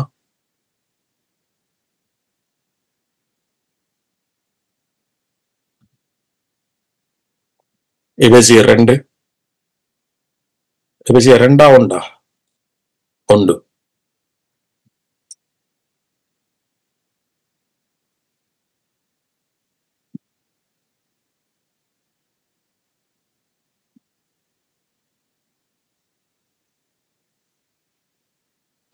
வசனம், வாசிக்கிறேன். எபேசியர் 1:13. நீங்களும் உங்கள் ரட்சிப்பின் சுவிசேஷமாகிய சத்திய வசனத்தை கேட்டு. நமக்கு ரட்சிப்பு வேணும், ஆனா சுவிசேஷத்தை கேட்க மாட்டோம். ஆனா பைபிள் சொல்லுது ரட்சிப்பின் சுவிசேஷம். அப்ப ரட்சிப்பு, அப்ப ரட்சிப்பின் சுவிசேஷம் சத்திய வசனத்தை கேட்டு விசுவாசிகள் ஆன பொழுது வாக்குத்தத்தம் பண்ணப்பட்ட பரிசுத்த ஆவியார் அவருக்குள் முத்திரை போட போறீங்க.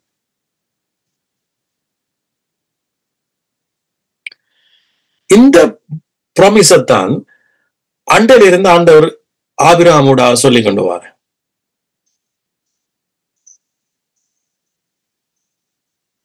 சோ ஆபிரகாம் ஸ்டோரி இன்றைக்கு எங்கட நிஜத்துக்குரிய ஸ்டோரி அது. சோ இப்ப வாக்கு தந்தம் பண்ண பரிசுத்த ஆவியினால் சுவிசேஷத்தை கேட்ட நாங்கள் என்ன செய்யப்பட்டிருக்கோம்? முத்தரிக்கப்பட்டிருக்கிறோம். ஆமேன். சும்மா இல்ல, நீங்க முத்தரிக்கப்பட்டிருக்கிறீங்க. ஆமேன். அவருக்கு சொந்தமானவர்கள் அவருடைய மகிமைக்கு போழ்ச்சியாத்தான். சோ அப்ப ஆண்டவற்ற மகிமை என்ன? ஆமேன். நாம் அவருக்கு மகிமையை கொடுக்க முடியாது. தயவு செய்து அதை மறந்துருங்க. எங்களால ஆண்டவருக்கு எந்த மகிமையும் இல்லை. ஆண்டவர் தான் எங்களுக்கு மகிமையை தந்த.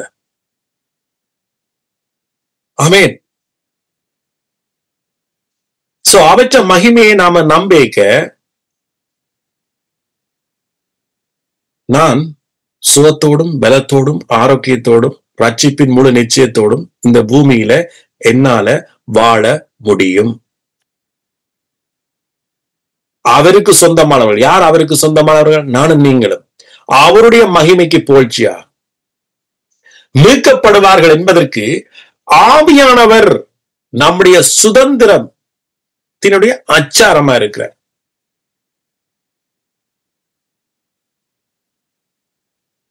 இதெல்லாம் ரூம் போட்டு யோசிக்க வேண்டிய வசனங்கள்.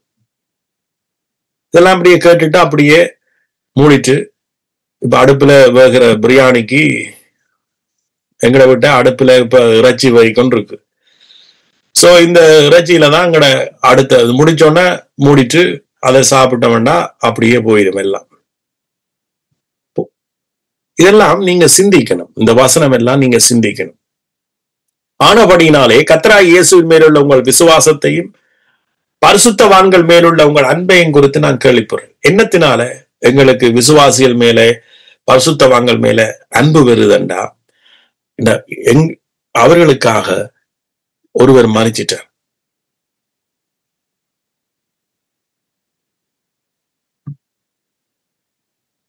ஆமேன். அவர்களுக்காகத்தான் இயேசு சகலதையும் செய்து முடிச்சார்.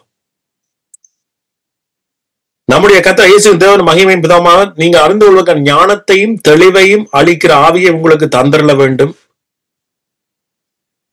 தாம் நம்மை அழைத்ததினால் நமக்கு உண்டாயிருக்கிற நம்பிக்கை என்னதென்றும் பரிசுத்தவான்கள் தமக்கு உண்டாயிருக்கிற சுதந்திரத்தினுடைய மகிமை ஐஸ்வர்யம் இன்னதென்று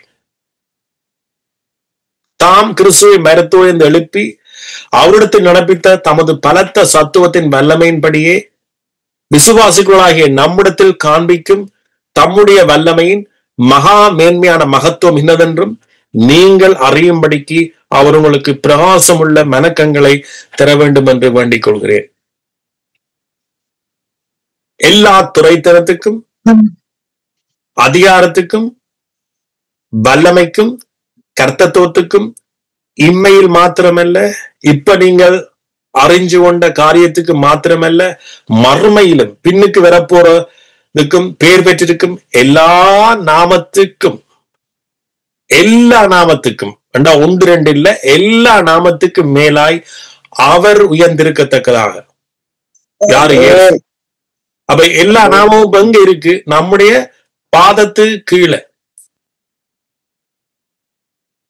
அதுக்கு வசனம் இருக்கு. அதனாலதான் சொல்றேன், நம்முடைய பாதத்துக்கு கீழே. இத நீங்க ஏற்றுக்கொண்டு நீங்க நம்பணுமே. நீங்க நித்தமும் சொல்லணுமே, எல்லா நாமத்துக்கும் மேலாக இயேசுட நாமம் உயர்ந்திருக்கு. சோ இயேசுவோட கூட நாங்களும் உயர்த்தப்பட்டிருக்கிறோம் என்கின்ற வசனத்தை நீங்க நம்பணும். பிதாவின் வலது பாரசத்தில் நாம் உட்கார்ந்து இருக்கிறோம். அப்ப பிதாவின் வலது பாரசத்தில் நாம் உட்கார்ந்து இருக்க மிச்ச எல்லா நாமும் நமக்கு கீழே. அதனாலதான் பவுல் சொல்ற, நீங்க கீழானவைகள் நாடாம மேலானவைகளை நாடுங்க. சோ அப்ப நீங்க மேலாக உயர்ந்திருக்கிறீங்க. சோ நீங்க மேலாக உயர்ந்திருக்கிறீங்க. நோவாவுடைய காலத்துல வெள்ளம் வந்து ஆக்கினைக்குள்ளாக ஜனங்களை திரிக்க நோவாவுடைய பேழை மேலாகத்தான் மிதந்தோன்றிருந்தது. அதே போல நீங்கள் இன்றைக்கு இதை நம்பினீங்களா இருந்தா, உலகம் ஆக்கினைக்குள்ளாக தீர்க்க நீங்க மேல மிதந்தோன்றிருக்கிறீங்க. அவருடைய கிருபையில மிதக்கிறீங்க, அவருடைய நீதியில மிதக்கிறீங்க, விசுவாசத்தினால் வந்த நீதியில மிதக்கிறீங்க. அதனால கீழே வந்து அடிச்சு கொண்டு போறதான வியாதிகள் எல்லா மற்ற பிசாசுடைய நாமங்கள் ஒன்றுமே உங்களை என்ன செய்யாதாம், தாக்காசு. அவரை உன்னதங்களில் தம்முடைய வலது பார்சத்தில் உட்காரும்படி செய்து எல்லாவற்றையும் அவருடைய பாதங்களுக்கு கீழ்ப்படுத்தி. சொல்லுவோம், எல்லாம் எங்களுடைய பாதத்துக்கு கீழ்ப்படுத்தி இருக்கிற. நீங்க நினைக்கிறீங்க இயேசுன்ற பாதத்துக்கு தான் கீழ்ப்படுத்தி இருக்கிறாரு அப்படி நீங்க நினைச்சீங்கன்னா அப்படி நினைச்சு கொண்டிருக்க வேண்டிய. நம்முடைய பாதத்துக்கு தேவன் கீழ்ப்படுத்திருக்கு. இதுதான் அவருடைய மகிமை. ஏன் நீங்க அவரோட சேர்ந்து என்ன செய்றீங்களா? அவருடைய வலது பார்சத்துல உட்கார்ந்து இருக்கிறீங்க. ஒன்றுண்டா ஆண்டவர் என்ன செய்யறாராம், நசுக்கி போடுறாராம். எபேசியர்ல எபிரேயர் புத்தகத்துல அவர் சொல்றார். சோ இன்றைக்கு இருக்கிற பிரச்சனை அது உங்களுக்கு பிரச்சனையா இருக்கலாம். ஆனா கொஞ்ச நாளையில நீங்களே நசுக்கி கீழே போட்டுருவீங்க. அதுக்கு மேலப்புறம் நடந்து திருவீங்க. நீங்க விசுவாசிச்சா நிச்சயமா நீங்க மகிமையை பார்ப்பீங்க, தேவனுடைய மகிமையை. ஆமென். சோ இன்றைக்கு உங்களுக்கு அது பிரச்சனையா இருக்கு. ஆனா நீங்க இந்த வழியில நீங்க நம்பி, நீங்க யார் என்ற உண்மை அறிஞ்சு, இயேசு கிறிஸ்து என்ன செய்து முடிச்சார் என்று அறிஞ்சு, இந்த இதெல்லாம் ஏற்கனவே இயேசு மேற்கொண்டுட்டார் என்பதை நீங்க அறிஞ்சு நீங்க சிந்திச்சு நடக்க நடக்க நடக்க அந்த பிரச்சனை அப்புறம் உங்களுக்கு காலுக்கு கீழே வந்து அப்படியே மிதிச்சு போட்டு, எப்படி பவுல் உதறிட்டு போனாரோ அப்படியே நீங்க உதறிட்டு போயிருவீங்க. ஏன்? நீங்க தேவனால் பிறந்தவர்கள், நீங்க மறுபடி பிறந்தவர்கள், நீங்க புது சிருஷ்டிப்பு. உங்களுக்காக ஆண்டவர் ஆயத்தப்படுத்தினவர்களை நீங்க உங்களுடைய சொத்தாக உரிமையாக எடுத்து நீங்க நடந்து கொண்டு போறீங்க. ஆமேன். நீங்க ஒரு ஒரு பொய்யான வாழ்க்கை வாழையில நீங்க ஒரு நிஜமான வாழ்க்கை. இதை நான் சொல்லிக்க உங்களுக்கு பொய்யா இருந்தா நீங்க இன்னும் நிஜத்துக்குள்ள வரையில. இதுதான் உங்களுடைய நிஜம். ஆனா நீங்க பொய்க்க வாழ்ந்தபடியால உங்களுக்கு நிஜத்தை ஏற்றுக்கொள்ளாம முடியதில்லை. ஆனா இந்த காரியத்தை தான் இயேசு நமக்கு புது சிருஷ்டிப்பாக செய்து முடிச்சிருக்கிறார். ஆமென். இன்றைக்கு நீங்க இதை ஏற்றுக்கொள்ளைக்க போக போக போக உங்களோட வாழ்க்கை மாறிக்கொண்டு போறதை நீங்க பாப்பீங்க. ஆமென். ஆனா இதுக்காகத்தான் சிருஷ்டிப்புகளே காத்திருக்கு. தேவனால் படைக்கப்பட்ட சிருஷ்டிப்புகளே இதற்காகத்தான் காத்திருக்கு. இன்றைக்கு நமக்கு தேவனால் சிருஷ்டிக்கப்பட்ட சிருஷ்டிப்புகள் இன்றைக்கு நமக்கு ஒத்துவிடலே என்றா காரணம் சிருஷ்டிப்பும் அல்ல, கடவுளும் அல்ல. காரணம் நம்முடைய நம்பிக்கை. சில பேருக்கு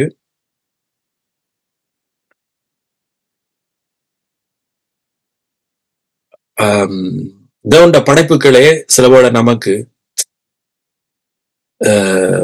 எதிராக செயல்படும். இந்த வீசிங் ப்ராப்ளம் இருக்கிற ஆட்களுக்கு நான் சொல்றேன். எத்தனை பேருக்கு உங்களுக்கு வீசிங் ப்ராப்ளம் இருக்கோ, இன்றைக்கு நான் உங்களுக்கு ஒரு தீர்க்கதரிசனமா சொல்றேன். ரைட்? நீங்க நம்புங்க, உங்களுக்கு அந்த வீசிங் ப்ராப்ளம் இனிமே நீங்க காண மாட்டீங்க. ஏன் நான் சொல்றேன் என்று சொன்னா,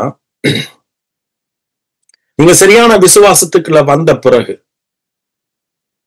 சிருஷ்டிப்புகள் உங்களுக்கு செவி கொடுக்க ஆரம்பிக்கும். எப்ப ஆதாம் ஏவாள் விழுந்தார்களோ அன்றைக்கு சிருஷ்டிப்புகள் எல்லாமே கரப்ஷன் ஆயினது, மனுஷனுக்கும் சிருஷ்டிப்புகளுக்கும் இடையில. சோ அதனாலதான் பிறகு பாத்தீங்கன்னு சொன்னா பேரழிவுகள், பூமி அதிர்ச்சிகள், சுனாமிகள், கொந்தளிப்புகள். இன்றைக்கு சிருஷ்டிப்புகளே எங்களுக்கு சுவாசத்துக்கு தடையாக பல பிரச்சனைகள். அதனாலதான் வீசிங் ப்ராப்ளங்கள் எல்லாம் மனுஷனுக்கு வேற ஆரம்பிச்சது.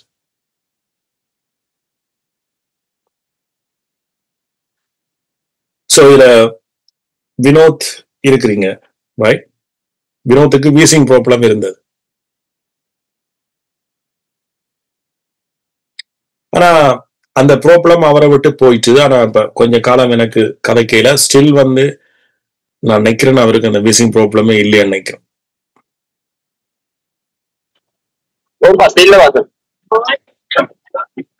கத்தருக்குள்ள உண்மையா சொல்றீங்களா ப்ளீஸ்? உண்மையா இல்ல, இது வரைக்கும் வந்து சளித்தன்மைகள் வந்து ஒரு ஆளுக்கு இருக்கிற மாதிரி சளித்தன்மைகள் இருக்குதான். மற்றபடி அந்த அந்த அதாவது எதுவுமே நான் யூஸ் பண்ணது இல்லை. யூஸ் பண்ணது.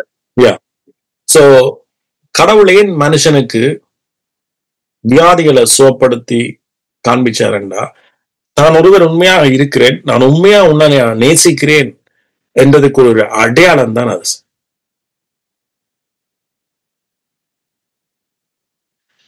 எத்தனையோ பேர் அவர் சுவப்படுத்தினார், எல்லாரும் தேவனை மகிமைப்படுத்த ஆரம்பிச்சார். சோ சிலரை அவர் அப்படித்தான் அவர் நேசிக்க ஒரு வழியை கொடுக்கிற. ஆமென்.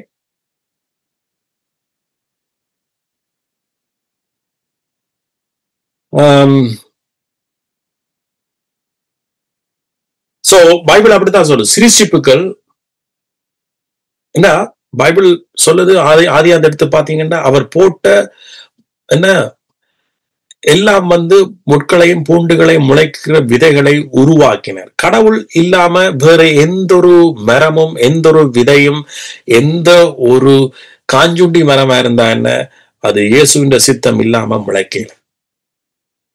ஒவ்வொன்றுக்கும் ஒரு காரணம் இருக்கு. ஆனா நாங்க இயேசு கிறிஸ்துனுடைய விசுவாசத்துக்குள்ள வேறேக்கல, அந்த நம்பிக்கைக்கு நாம வேற வேற. கடவுள் படைச்ச ஒன்றுமே நமக்கு கூடாதாக இருக்க முடியாது என்றதான் என்னுடைய நம்பிக்கை. இன்றைக்கு அது நமக்கு கிரிய செய்யாட்டிக்கும் கொஞ்ச காலம் போக போக நான் சொல்றது உங்களுக்கு புரியும், நீங்க அப்பொழுது விடுதலை ஆவீங்க. கடவுள் படைச்சது ஒன்றுமே நமக்கு தீமையாக வராது. ஆமென்.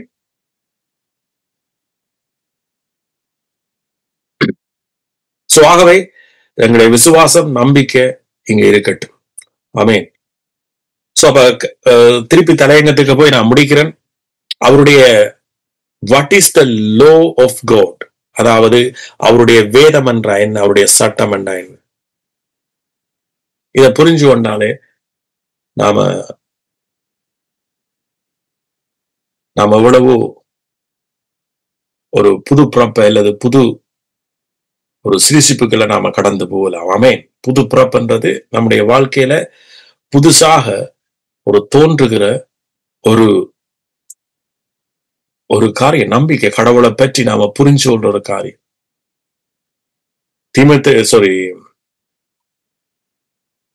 நிக்கதமேக்கு தெரியாது. நாம் புதுசா பிறக்க ஆண்டவருடைய ராஜ்யத்துக்குள்ள பிறக்கிறோம், அவருடைய ராஜ்யத்துக்குள்ளதான் பிறக்கிறோம். ஆமென். அந்த ராஜ்யம் இப்ப நடந்துட்டு இருக்கு. அங்க அழுகை இல்ல, பற்கடிப்பு இல்ல, அங்க வேதனை இல்ல, துன்பம் இல்ல, துயரம் இல்ல. வந்தாலும் நம்முடைய விசுவாசம் எல்லாத்தையும் என்ன செய்யும்? அவித்து போற்றும். ஆமென். சோ அப்ப அவருடைய சட்டம் என்ன, அவருடைய சித்தம் என்ன? இயேசு கிறிஸ்துவால் அவருடைய சித்தம் நமக்கு ஜீவனத்துக்கு வேண்டிய யாவற்றையும் அவர் செய்து நிறைவேற்றி முடிச்சிட்டு. சோ அவருடைய சித்தம் வந்து தன்னுடைய குமாரனை நமக்காக, நம்முடைய தண்டனைக்காக, நம்முடைய பாவத்துக்காக, நம்முடைய அட்டுழியத்துக்காக, நம்முடைய வியாதிக்காக, நம்முடைய சாபத்துக்காக, நம்முடைய தரித்திரத்துக்காக தன்னுடைய குமாரனை. இந்த விசுவாசம் ஆபிரகாமுக்கு இருக்கொண்டு சோதிச்சு பார்த்தேன். ஆபிரகாம சொன்னார், உன்ற மகனை கொண்டே இப்ப என்ன செய், பலியிடு.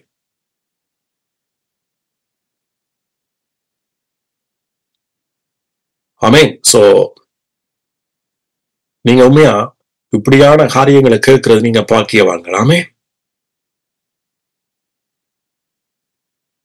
சோ இதைத்தான் பவுல் இங்க சொல்ற.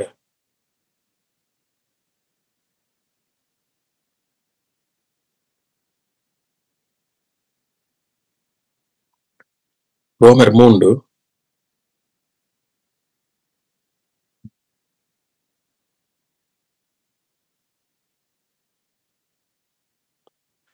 23 வசனம். எல்லாரும் பாவம் செய்து தேவ மகிமையற்றவர்களாகி, தேவனுடைய மகிமை அற்றவர்களாகி, இப்ப ஆதாம் பாவத்துல விழுந்த உடனே தேவனுடைய மகிமை இல்லாம போயிட்டு. சோ தேவனுடைய மகிமை தான் நாம சுகபலத்தோட வாழ வைக்கிறது.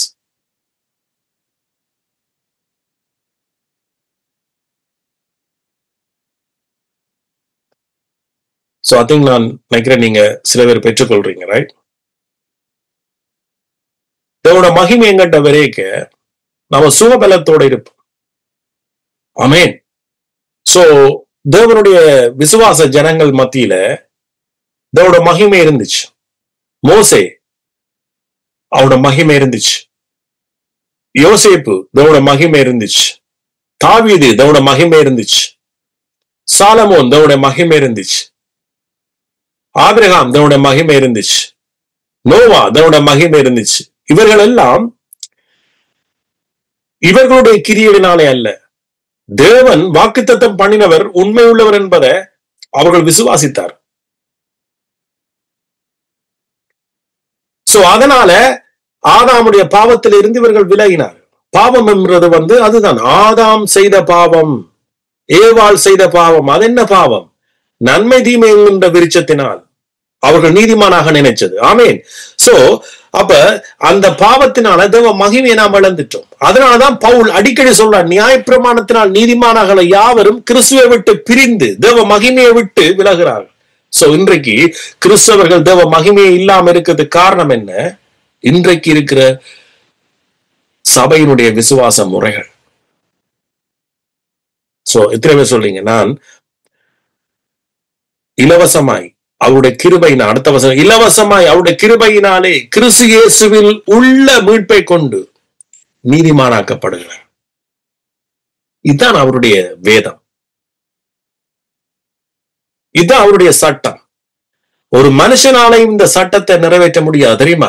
இந்த பூமியில இருக்கிற சட்டம் நீங்க செய்த தப்புக்கு அது சரியான தண்டனையை வழங்கி தரும். இதுதான் உலகத்தினுடைய சட்டம். ஆனா தேவனுடைய சட்டமோ நீங்க செய்த தப்புக்கு நீதியை தர்றதுதான் அவருடைய சட்டம். ஆமென். சோ இந்த அன்பை புரிஞ்சு, இந்த அன்பின் நிமித்தம் நாம தப்புக்கள் செய்யாம வாழ்றதுதான் ஆண்டவர் விரும்புகிற உண்மையான மனம் திரும்புதல்.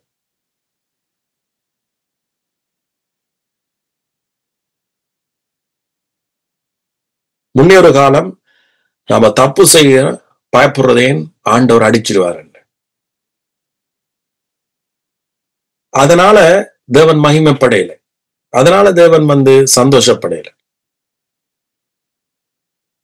ஏன்னா அதை ஏற்கனவே நீங்க மறிச்சுத்தான் இருக்கிறீங்க. நீங்க செய்தா என்ன, செய்யாமட்டா என்ன. ஆனா நாம செய்யற தப்புக்கு இந்த பூமியில தண்டனை இருக்கு, ரைட்? ஆனா எப்போ ஒரு மனுஷன் கிறிஸ்து இவ்வளவுக்கா என்ன ஆசீர்வதிச்சிட்டாரே, சகலனை எனக்கா செய்து முடிச்சிட்டாரே, என்ற கேன்சரை ஏற்கனவே மன்னிச்சிட்டாரே, என்ற டயபிட்டிஸ் ஏற்கனவே சோப்படுத்திட்டாரே, என் அக்கிரமங்களை, நோய்களை, சாபங்களை, என்ற தரித்திரங்களை சிலுவையில சுமந்துட்டாரே என்ற பிறகு ஒரு மனுஷன் கிறிஸ்து மேல வைக்கிற அன்பு,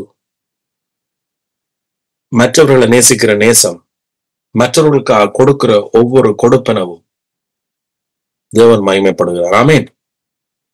சந்தோஷப்படுகிறார்.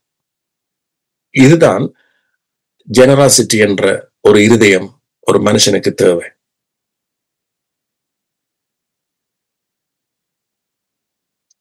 அதுக்குரிய தமிழ் என்ன? ஜெனரஸ் என்ற தமிழ் உற்சாகமான மனசு, நல்ல மனசு, ஒரு எதிர்பார்ப்பு இல்லாத மனசு.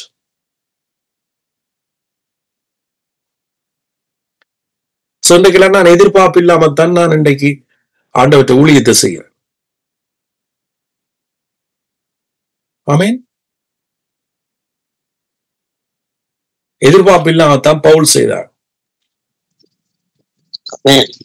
பவுலும் பணத்தை வாங்கி கொண்டு கொரிந்து சபைக்கு போய் அவர் சொல்றார், நீங்க விசனமாயம் இல்ல கட்டாயமாய் கொடுக்காங்க.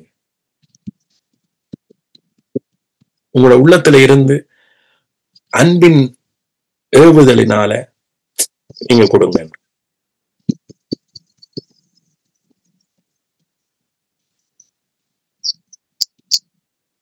ஆமேன். சோ அப்ப ஆண்டவர்கிட்ட லோ இதுதான், அவருடைய சட்டம் இதுதான். இந்த சட்டத்துக்கு இல்ல நீங்க இதுக்குள்ள ஊழியம் செய்தா என்ன, மற்றவனை நேசிச்சா என்ன. ஆமேன். அவருடைய சட்டம் உங்களை சுகப்படுத்திட்டு அவ்வளவுதான். இதுதான் சட்டம். உலக சட்டம் என்ன சொல்லும்? கொண்டு வா, உன்னை பார்ப்போம், உன்னை டெஸ்ட் பண்ணி பார்ப்போம், உனக்கு என்ன பிரச்சனை, நீ எப்படி நடந்த, எப்படி வாழ்ந்த, எப்படி கொடுத்த, இதை வச்சுதான் உலக சட்டம். ஆண்டவருடைய சட்டம் அப்படி இல்லை. அவருடைய வேதம் அப்படி இல்லை. அவருடைய அன்பு அப்படி இல்லை. அவருடைய கிருபை அப்படி இல்லை. நீங்க பிறக்கிறதுக்கு முதலே, நீங்க இந்த பூமியில பிறக்கிறதுக்கு முதலே, அல்லது ஒரு மனுஷன் நினைக்கிறதுக்கு முதலே அவர் சிலுவைக்கு போயிட்டார். உலகம் தோற்றத்துக்கு முதலே கிறிஸ்து ஆயத்தமாக்கப்பட்டிருந்தாருண்டா அவருடைய அன்பை நீங்க என்ன வடிவில பார்க்க முடியும் சொல்லுவோம். சோ அப்படி நீங்க நினைச்சு வாழ்வீங்களா இருந்தா, அதுக்குள்ள உங்களோட வாழ்க்கையை கொண்டு வருவீங்களா இருந்தா, நீங்க எந்த காரியத்திலையும் பயப்பட மாட்டீங்க. எந்த காரியத்திலும் உங்களுக்கு டிப்ரெஷன் வராது. ஏற்கனவே உங்களுக்காக ஆயத்தமாக்கப்பட்டிருக்கு என்பதை நீங்க நம்பினாத்தான் நீங்க நடப்பீங்க. ஆண்டவர் சொன்னார் 38 வருஷமா, 38 வருஷம் ஆண்டவர் சொன்ன எழுந்து நட, நீ நடக்க மாட்ட, நட. இன்னைக்கு எத்தனையோ பேர் நாங்க ஜோதிச்சு கொண்டு பார்த்து கொண்டு இதண்டி கொண்டிருக்கிறோம், எழுந்து நடக்க எங்களுக்கு தெரியுது இல்லை.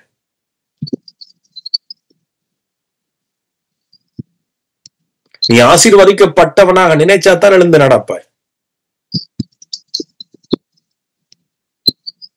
ஆமென். ஆண்டவர் எல்லாரையும் சொல்ல, நீ எழுந்து நட, எழுந்து நட. நீ ஆசீர்வதிக்கப்பட்டுட்டாய் கிறிஸ்து ஊடாக. அவர் உன்னை நேசிச்சபடியால் உன்னை ஆசீர்வதிட்டார். எழுந்து நட, எழுந்து நட, எழுந்து நட. ஆமேன். ஆசீர்வதிக்கப்பட்டவனாய் எழுந்து நட. அப்படி ஆசீர்வதிக்கப்பட்டவனாய் நீ ஒவ்வொரு காரியங்களையும் செய்யதான் உன்னோட காரியங்கள் எல்லாம் வாய்க்கும். ஆமேன்.